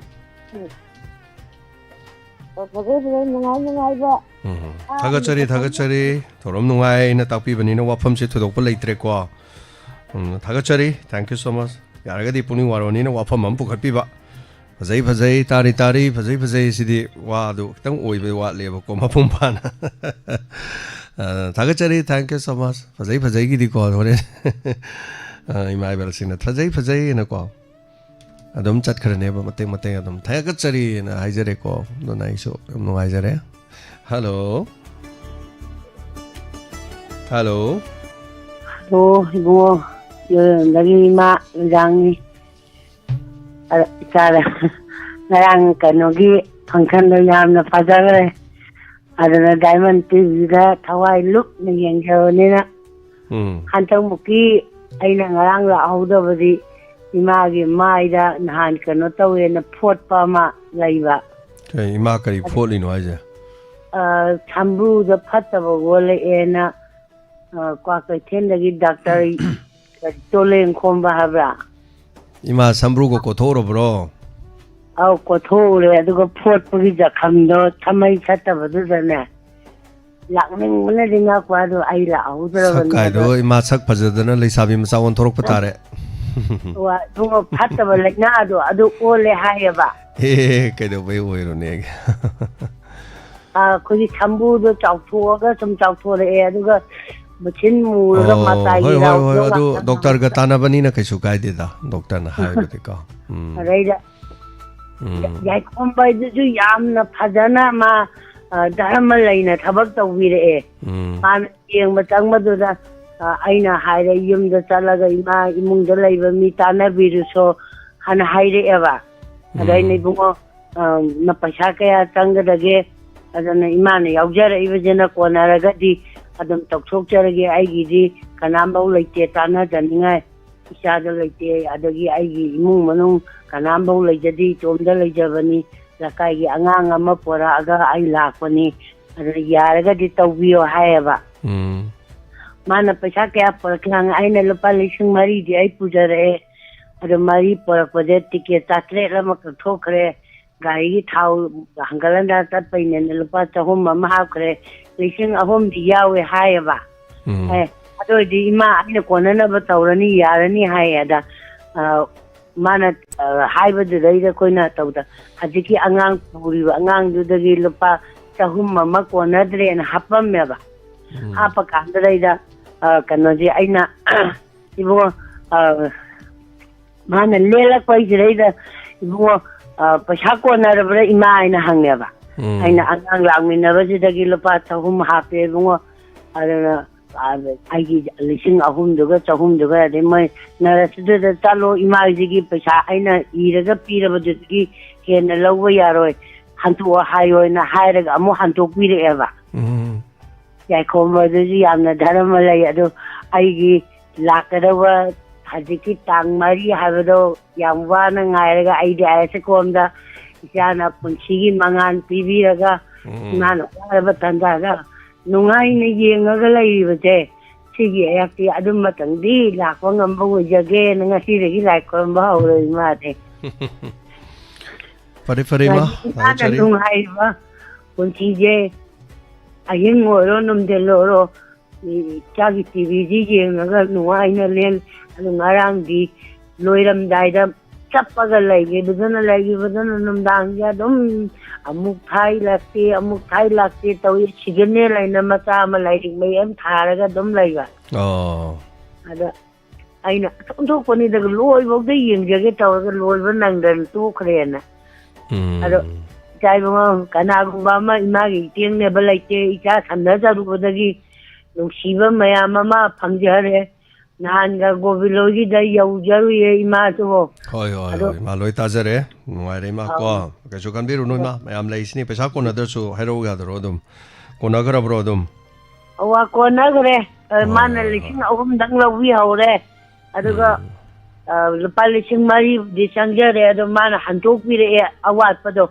ꯍꯣꯏ ꯍꯣꯏ ꯍꯣꯏ ꯌꯥꯝ ꯅꯨꯡꯉꯥꯏꯔꯦ ꯏꯃꯥ ꯊꯥꯒꯠꯆꯔꯤ ꯏꯃꯥ ꯐꯖꯔꯛꯄ ꯇꯥꯔꯦ ꯑꯃꯨꯛ ꯀꯩꯅꯣꯗꯣ ꯂꯧꯊꯣꯛꯈ꯭ꯔꯕꯅꯤꯅ ꯁꯝꯕ꯭ꯔꯨ ꯂꯧꯊꯣꯛꯈ꯭ꯔꯕꯅꯤꯅ ꯑꯊꯦꯡꯕꯗ ꯐꯔꯛꯄ ꯊꯥꯕꯜ ꯀꯧꯏ ꯏꯃꯥꯁꯨ ꯑꯊꯦꯡꯕꯗ ꯁꯝꯕ꯭ꯔꯨ ꯂꯧꯊꯣꯛꯈ꯭ꯔꯦ ꯌꯥꯝ ꯊꯦꯡꯅ ꯃꯤꯊꯨꯞ ꯍꯥꯞꯄꯁꯨ ꯌꯥꯝ ꯂꯩ ꯍꯧꯖꯤꯛꯀꯥꯟꯗꯤ ꯃꯁꯛ ꯐꯖꯕꯤ ꯑꯣꯏꯅꯕ ꯍꯥꯏꯇꯥꯔꯦ ꯅꯣꯛꯄꯗ ꯃꯃꯤꯠ ꯅꯨꯡꯁꯤꯅꯕ ꯃꯤꯊꯨꯞ ꯍꯥꯞꯄ ꯃꯤꯁꯨ ꯌꯥꯝ ꯂꯩꯕꯅꯤ ꯑꯗꯣ ꯍꯧꯖꯤꯛꯇꯤ ꯅꯨꯄꯤꯁꯤꯡꯗꯣ ꯂꯣꯏ ꯁꯦꯝ ꯌꯥꯔꯦꯗꯅ ꯐꯖꯍꯟꯕ ꯌꯥꯔꯦ ꯌꯥꯝꯅ ꯅꯨꯡꯉꯥꯏꯔꯦ ꯊꯥꯒꯠꯆꯔꯤ ꯊꯦꯡꯛ ꯌꯨ ꯁꯣ ꯃꯆ ꯑꯅ ꯌꯥꯝꯈ꯭ꯔꯦ ꯃꯇꯦꯡ ꯄꯥꯡꯕꯤꯔꯛꯄ ꯃꯆꯥ ꯃꯆꯥ ꯈꯔꯁꯨ ꯂꯥꯎꯊꯣꯛꯆꯒꯗꯕꯅꯤ ꯃꯤꯁꯨ ꯌꯥꯝ ꯌꯥꯝꯃꯦ ꯑꯗꯨꯅ ꯁꯤꯒꯤ ꯊꯧꯔꯝꯗ ꯁꯔꯨꯛ ꯌꯥꯕꯤꯔꯛꯂꯤꯕꯁꯤꯡ ꯄꯨꯝꯅꯃꯛ ꯋꯥꯍꯣꯡ ꯔꯦꯗꯤꯑꯣ ꯌꯥꯗꯦꯅ ꯍꯥꯏ ꯋꯥꯍꯣꯡ ꯔꯦꯗꯤꯑꯣ ꯀꯨꯏꯔꯦ ꯌꯥꯈꯤꯕꯀꯣ ꯅꯦꯠ ꯌꯥꯔꯨꯗꯕꯅꯤ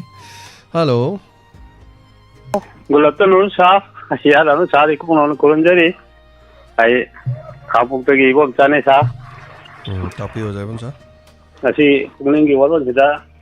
wapam mantan hana wapam haidne wapam mantan hana haja hoge. Nara na koina lakjaram bauda Shekmai dagi iman nabi amana nupim cha amagi phone number pi baneba. Sayu nupim cha do ai koina kaning bagi Dori dagi haitare mana imanabi do nabi mo phone number do ko na ngasi tawbo matam da phone si satte phone si number head dial na laiba karigino da kanning hai je nupi misa kanning hai je ke doroge na nupi bisa do ma si mayung baning bo gumba ma tawba da ma si magi mapuroi bo do go laitre haiba adugi phone da thagla na Shekmai Shikong Sargogi Ifesan Mayadagi Manabi Amana phone number adu gi wafam du adu sida khanna ba fajaroida ko sana moina natte raina haje ding ne bnga jai gi imanabi do maduna magi na badu tang jom na tv re gi li phagadra adu ga sa adu imanabi du da my phone number du da wari oin sabi adu sida hai bu di adu faju fajaro roi adu wari du mi mayung paning en mo jana phone number du piro na hai bu du fajagadro fajaroi da dum adu ko adu bu thagachari rebon chakwa mi gi personal oi ba wafam di yaringa sigum da pukhat kum se na masana tarajo ojabu mana lana khangi ne ai wafam da som da hairi wa du fajaba wa na te ai logjai ko du wa pangum se du main haigum se mi gi personal oi ba wa di yaringa habi da thagachari ko ja robi bet aini yaning da ba je mi so yaning amaroi dong mi gi personal oi ba wa di pukhat pa hong de ko state aduga sarai phiman se libi mi lising ani ga chom yogre yam yengbire Facebook da mi lising tara yogre yengbada yam nuai jai kaisu yam yengoi khangi maramdi lepaning bai sei mayam pamna bayang wal lepaning bai sei se kai gi no ai di lepaning bai sei de heroin yaw de ba aduna pamna roi mari bangning bai sei hek salok ko matam da sengang ning bai wakalon kaisu lero mi se mari bang nungsi bayang wale aduga akhoi gi yengbi de wanat I don't care adugi di kasu to ko leiti my bel sing khoi khrai yeng alore adu maroina sei si akhoi gi kano tau doini karaoke sei thagalani ai adum horen heng thagalani karaoke adu karaoke du da saga sanabiro aduga khoi thajalak bai matam am leirani aduga studio da changa gare ko to ya de adom na karaoke ma thabiraba karaoke du da saga dum mamang da phone amana namma thabirak pa dum video du utpiraga sei ba mi du video utpiraka do aduga adu so khoina video du thagalaga ne thagalaga khangani tan chada ba sur chada ba de khoina khallaroi aduna madu khalak ta matam da dom no waro yadre अदो cash price होइना खोइना थमजदोइनी चरी फिमल से अदना नुपागी मनुपीगी money थागचरबने हानदगी प्यादासनी सरंग थेमना सकपसु MyJio लिसिंग अनिगा चोंगायना लेखरबने थानी ममांग थागतकिबा चरी फिमल सेलिबी नुपीगी सकपना कमाई सकपनो तानिंग सोदम ताबिरो नुपागी सकपदे ताबिनिंग सोदम ताबिरो सेजी चपचाना सिदेदा कराओकी दा खोइना थारगा चांगदमना पांगथोकोदोइने पांगथोकोदोरिबना सेप्टेम्बर गी तांग 13 इराबोदेगा मरी लेना हाइबा तारेको सिदेदा ओइना दुमाइना तौजरगे मयामसु यामिनरसिको अदुदी मखा ताबसै कोलो को चररोय अदुगा मतेंग पांगबिरक खरा हाइतारे तेंतंगना सिथाबा यावरसु मयामना सोइदना अमुक अदुम टेक तौबिरो मरमदि सेनगी थबाइ से अदुम लुइए इबा खोटबदा अदुम चिथाबा खोटबा एदोबा केकी सुमयाम यावबनिना अदुना कॉल तौबिरे आई कॉल पाइखचररोय कॉल तौबिरगलिबा वारो बिबेयादे थोरम ताबिरगदि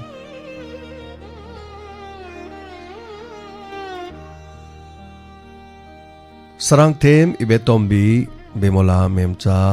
सुमोता सलुंगफम पाचोंगा पेबिरमन नवाई थेम बिरोलता कक्सिंग पाचोंगा पेबिरमनी सलाम श्यामा कक्सिंग निगि लपाचनी पेबिरमनी अंखैमयुम बोरकैना पेचीदगी लुपा चामा पिबिरमी अदुगा यारिपोक खोइरोम हिदाम थबातोन पचनी पिबिरमी सितेम थबातोन निगरांगदि मैडम तिलो तमाई से हौबुदगी से लोइ बौजे दुम निकपल लै बोरमाल मैडम एनजी मेमचा जो दुम फजन निक्की बोरमाल वायरल जे मोय ओइना चटखरे अदा खितंग नि अमगा थोखिब नतबा एक मैडम तेलो तमान चिन जी लेंग याद मान हेक लेंग बगा चिन हेक लेंग बेद निकपा मा चिल हेक लेंग दब निकतबा चिल हेक लेंग बेद निकपा इमाइबेल सिंह हराउ जबदो उबदा थागचरी लांपोलापोम शांति यारिपोक पचामा पिबिरमी मैसनाम इमा सनाम बी पचनी पिबिरमी फंक्शन गिदा मादुगा मंपोक लोरेंबम दगी बामोनिमा नुसितोन पचनी पिबिरमी लोरेंबम दगी इमा शमाल पचनी पिबिरमी मा कुंजेश्वरी चमखुनौदगी नतापिरमी इबदा कुंजेश्वरी चमखुनौ जे कुंजेश्वरी रमदोमाल पाचानी लाइश्रम याइमा चमखुनौ पचामा लाइरेंजम अहनबी पचामा पिबिरमी कोइजम इबेतोंबी चमखुनौदगी पाचानी पिबिरे सापम मेमचा खेमंदगी पाचानी पिबिरे थंग थोंगाम इंदिरा खेमंदगी पाचानी पिबिरे बबिता खेमंदगी चामामा संध्यारानी पीबीओ संध्यारानी वाफजब हाइबगी अदुगा ओहोंगी फंक्शन गी ने लुपा चनी पीबिरे अदुगा इमा कैनाल चरांगपादगी लुपा चोंगा पीबिरे इमा कैनाल इपाई जाउबी इमा जोंगारांग लापिरमी थोरम सि यावरगा अदुगा कांगबम मेम चरांगपा लुपा चनी पीबिरे कंगमे आइदगी इमा लंदोनी जे लुपा चनी पीबिरमे तागचरी अदुगा थंबाल तोंबी हेरोक्तगी चाम पीबिरम्बा मायो सना तोंबी पचामा तखलम तोंबी यारिपोल पचानी बेमू उरिपोक पालिसिंग मगा चोंगा चेताबार कनेसा पा चोंगा लई मसु पिबिरमनि ngarang लई असेंबा मा ngarang ग्रुप तदि याउदि याउगिम कइनोना सेंबा लई ओ सिदा लईरे मेतै पांगन हाइतारेने मेतै पांगन मरक्तगी only one aitarene amakak lakpa haitaradi chetabar kane satar nungsijai atei pangan maraktegi lapna lakpeni mung manung family haitar ko nungsijani che jo khoige thorom se am lapna ni ma lai som khergaw som dai ne ba ada nungsidreng was maitai pangan oirasu khoi thorom si yaw lai ni se mana pibiri ba lai pambi haitar khoi u asem pambi ade pa chongam so pibiri ate kolong kay so dum yam pibirame thank you haitare nungsibagi lipun duni adugi wanit aduna pizam bilasini lupachong pibire rajkumari asa gari dagi pachonga pibiraki thagachari ingorok tagi yum nam lokoi bi lupachonga pibire gyani bala phachani pibire sangita chunga kham pachama donorgi harga chama na function gi pibiraki हेममरांग थेम पचनी पिबिरकी तौदाम कुंजे उरिपोक पचोंगा पिबिरे Irom Bema Chandrakong Pachani Pibir Bilasini Malpa Singama Pibire Yaripo Bazar Komdram Ibema Pachani Aduga Imalari Macha Pachangma Malari Macha Thagachari Polam Lightin Gari Kari Suyam Teng Pambi Bani Thagachari Masagi the Manduga Anjana Thangjam Pachanga Pibire Aduga Nongpok Sengmai de Gimitun Pachani Pibire, Laisram Bilasini, the Pachani Pibire, Pangabam Bilasini, some Konosul Pachama, Laisram Manitombi, Pachama, Wahangbam, Chaubil, Pachani, Tagachari, Aduga, Gay Sony, Palisingama Pibire, Ima Santi, Sayang the Gi, Mal Palising Home Pibire, Function Gidama, Tagachari, Sigidam Tashu, Aduga. Oza Laisram Radha Pangsan Gidamak Lupa Chongwa Nahan Bibiraki Bani Madugidong Tostagachari Hana Aduga Topa Ina Patok Pada Sitaba Yargadum Tek Tobiro Karimata Ikai Bigano Sel Gikai was sitting around when a Kotaki Hova Kara Equita Tarakpa Kara Duneva Eva the Chitaba Dum Yawi Adana Dum Lautoxi Dum Kang Toxi and a Sweden Pibiro Ningsing Biro Ming like from the Tau Iraga on a sail in a Piram Badang around Piramborgasu around Piramadu the screenshot later Vanina Chitaway or swimming at the Pan Biro Amarom Dangasagi Tarum Lusilak Pada Lautoxeri Laisram Angogi Komon Gidamak Machanopi Usam Punimana Policing a Madame to be Wong Radio the Katpiri like Hidrava Pokpa Komon Tabada Mapamase like Sangamagumani in a Kanbirokanda Policing a Pibirakpa Adugidama Hania later now Tagachari. Thank you so much. Nasigi the Matadi, Matang Sida, Toromlushin Javagia Yaba the luxury. Yam Ponomana Hiana, Opung Pan Biba. Sigi the Moto Tagachari. Quick the sing Actani, my bell signal, Pacham Pire, Chani Pire, Chom Pire, and hide the night. Larogi Laro Punda,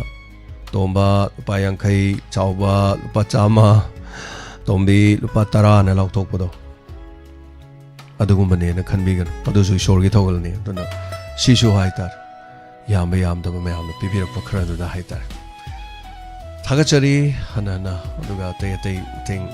Pibir Pangarang, the specially from Shida Shudum, Lapivisan Piadasni, Lima Sarojini, Madam Nandini. Jay Kunjarani, Avatare, Nam Chauno, Torom Sigio, and Sumateng Pang Bibasing, specially. Ponamapuso Takachari, Sinataba, Lapungam Kidraba, Saunamateng Pang, Birakiba Mamang, Birakiba Sing, Yarokiba, Ponamapuso, Hana Takachari, Ponamana Henamapung Pan Biduna, Singmatoromasimapung Pangre. Next, Matangi the Maktadi among Diamond TV Mapok, Kumongi the Mok, Sem Sajaba, Mahabaraki drama, Sinajaba, Pisakon, Koba drama, Namjaba. Madugi Matanga, Matang Karaoke, Isai, Kagachakibadugi, Amok Sadananda, Puraklaga, Queen Sweden from Sapantona, Matam Sulep Sarakan, Panamapu Tagachari, Torom Lushinjabaya of the luxury. Kurum, take care.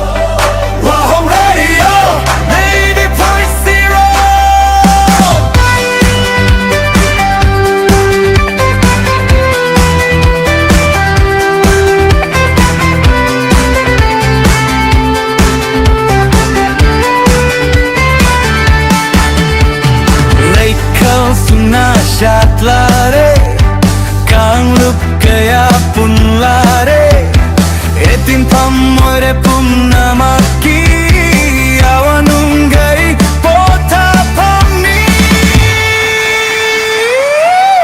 Leita Laira Kaida Matawai Singi Lei Koloni Wahong Radio Wahong Radio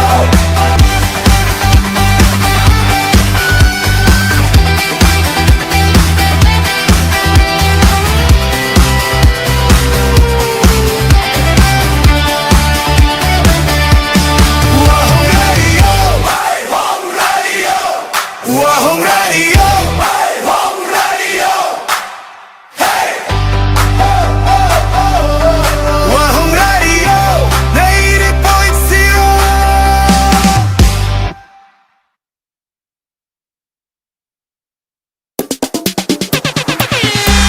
Mangarak Suba FPMC Trophy 2026 and Under 17 9-a-side Football Tournament. Sinja Langjariba Fatherland Patriots Memorial Club, Hongjong Bazaar.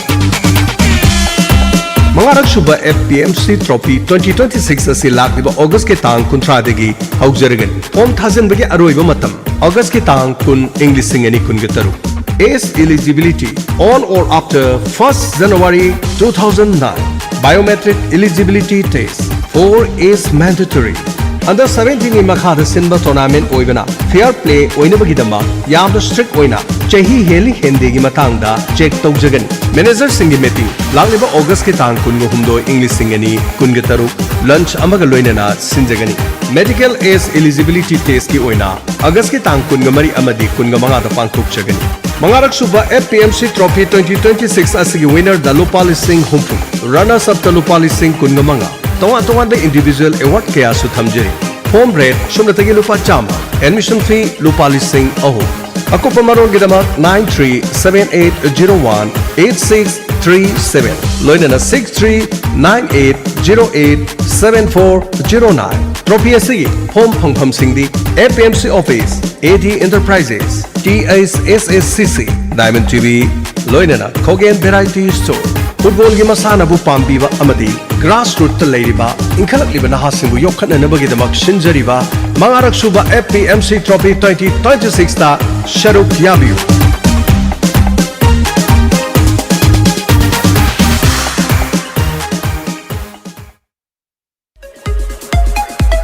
Adom kidney danung leibibra. Adom mapal thokpada nungaitaba phobibra. Natraga adom kahena mapan thokpibra. Adurabadi adom prostate ki khudong chadaba leibibra. Masigidamang leizere nam consultants urology OPD adongidamakta urology consultation amadi treatment gidamak loinana kidney danung level lying nanabagidamak prostate care amadi general urology service gidamak leizere anoba OPD gi timing ayuki pung taruk tagina ayuki pung mapan makhai loinana nungthel gi pung mari dagina nungthel gi pung taruk ningthauka badagina thangja phawba nongmaise nungthel op leizagani masida natana nupa gi tongan tongan balaina erectile dysfunction low libido infertility tonga sexual health concern gidama special oina nupagi health clinic hangdokchari adongi privacy amadi confidentiality ngaksagan ngasi manglensin view tanabiu unabiu nam consultants urology OPD chingamakha iromlerak singjamai imphal base masida natana adongi dama WhatsApp number 7085051135 WhatsApp number asida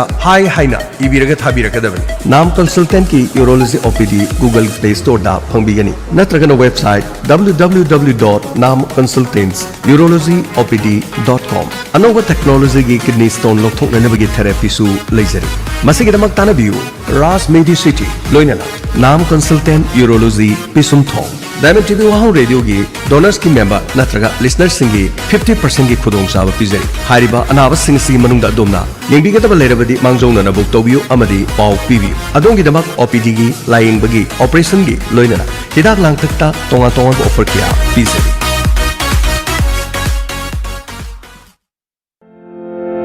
Hangdok Cheri Tampasana PG Girls Hostel Porompat Ponglambi near Jennings Hospital Mairasang Leda opposite lane number 5 Yungumna nungairaba amadi security ki section thauranga loinana Tampasana PG Girls Hostel Hangdok Cheri Hariba hostel ase nupi masa khaktangi leinanaba hostel amani mafam asida nupi masa kunmari kunmangarom leiba yaraba mafam amani Hena खुदोंचाबसिंग breakfast lunch dinner हारिबसिंग असि पिजगनी internet security की access की खुदोंचाब पिजरी हेना hygiene ओरबा तगत चाना थंगनब पिजरी wifi free ओइजगनी अकोप Marol खंबिनिंग लबदी 8256977285 अमुकाना 8256977285 ngasi magtanabiu unabiu ahanba lakpada khudongchaba pizagani Tampasana PG Girls Hostel Porompat Ponglambi near Jenims Hospital Imoinu Guest House Manipur ki Guwahati da analying singila ko matamda Apollo Hospital GNRC B Barua Cancer Institute Rahman Downtown Loinena Pratiksha Hospital gi IVF tawbiri bisingi oina khudongchaba pizari Hariba Hospital asida guideline taunanabagi maitai masasu leijagani Imoinu Guest House की starting price असी रुपा 400 का मपुद्रा मापन देगी होरगा रुपा लिसिंग मग चनीगा मपुद्रा मापन फाउबा नोमुगी ओइना लेजै हारिबा असे non AC AC TV wifi self cooking parking space 24 power backup की खुदोंचाबा पिजरी थागे Lebon price असी लिसिंग 15 देगी हौजगनी रूम की मखलसु डबल अमदी सिंगल दा ओइजगनी वॉशरूम किचन एटेच ओइजगनी एसी नॉन एसी लेजै एयरपोर्ट की लौब थिनबा अमसुंग टूरिस्ट सिंगी मैटे ड्राइवर लेजगनी अमसुंग सेल्फ ड्राइव की ओइना गाड़ी मचा अचौब वाइबगी खुदोंचाबसु लेजरी मफमना 6 mile VIP road near market diamond house अमना near Pratiksha hospital VIP road Borbari advance booking नत्रगा अकुप मरोल खंबिनिंग सिंगना 9706213728 लोइनना 9401565694 हारिबा नंबर सिदगी अकुप मरोल खंबिबा यागनी इमोइनु guest house diamond house second floor flat number 1026 mile VIP road Guwahati Assam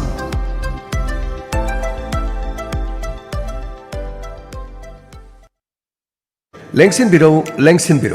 Ningthem eye care सैसक्वी बेबी चंचलगी थोंगाल मक्तदा लेजरे ngasi mak lakpiu tanabiu unabiu Ningthem eye care मफम असिदा तोंगा तोंगा खुदोंग चाबा कया बरम पिजरी मफम असिदा फ्री आई चेकअप तौबगी अमदी फ्रेम अमदी लेंस दा 30% ता खुदोंग चाबा पिजरी अदोना सीजन हरिबा फ्रेम अदु करिगुमा था तरुक फाउगी मनुंग दा देखरबदी मफम असिदा फ्री दा सिंजगनी निंगथेम आई केयर एंड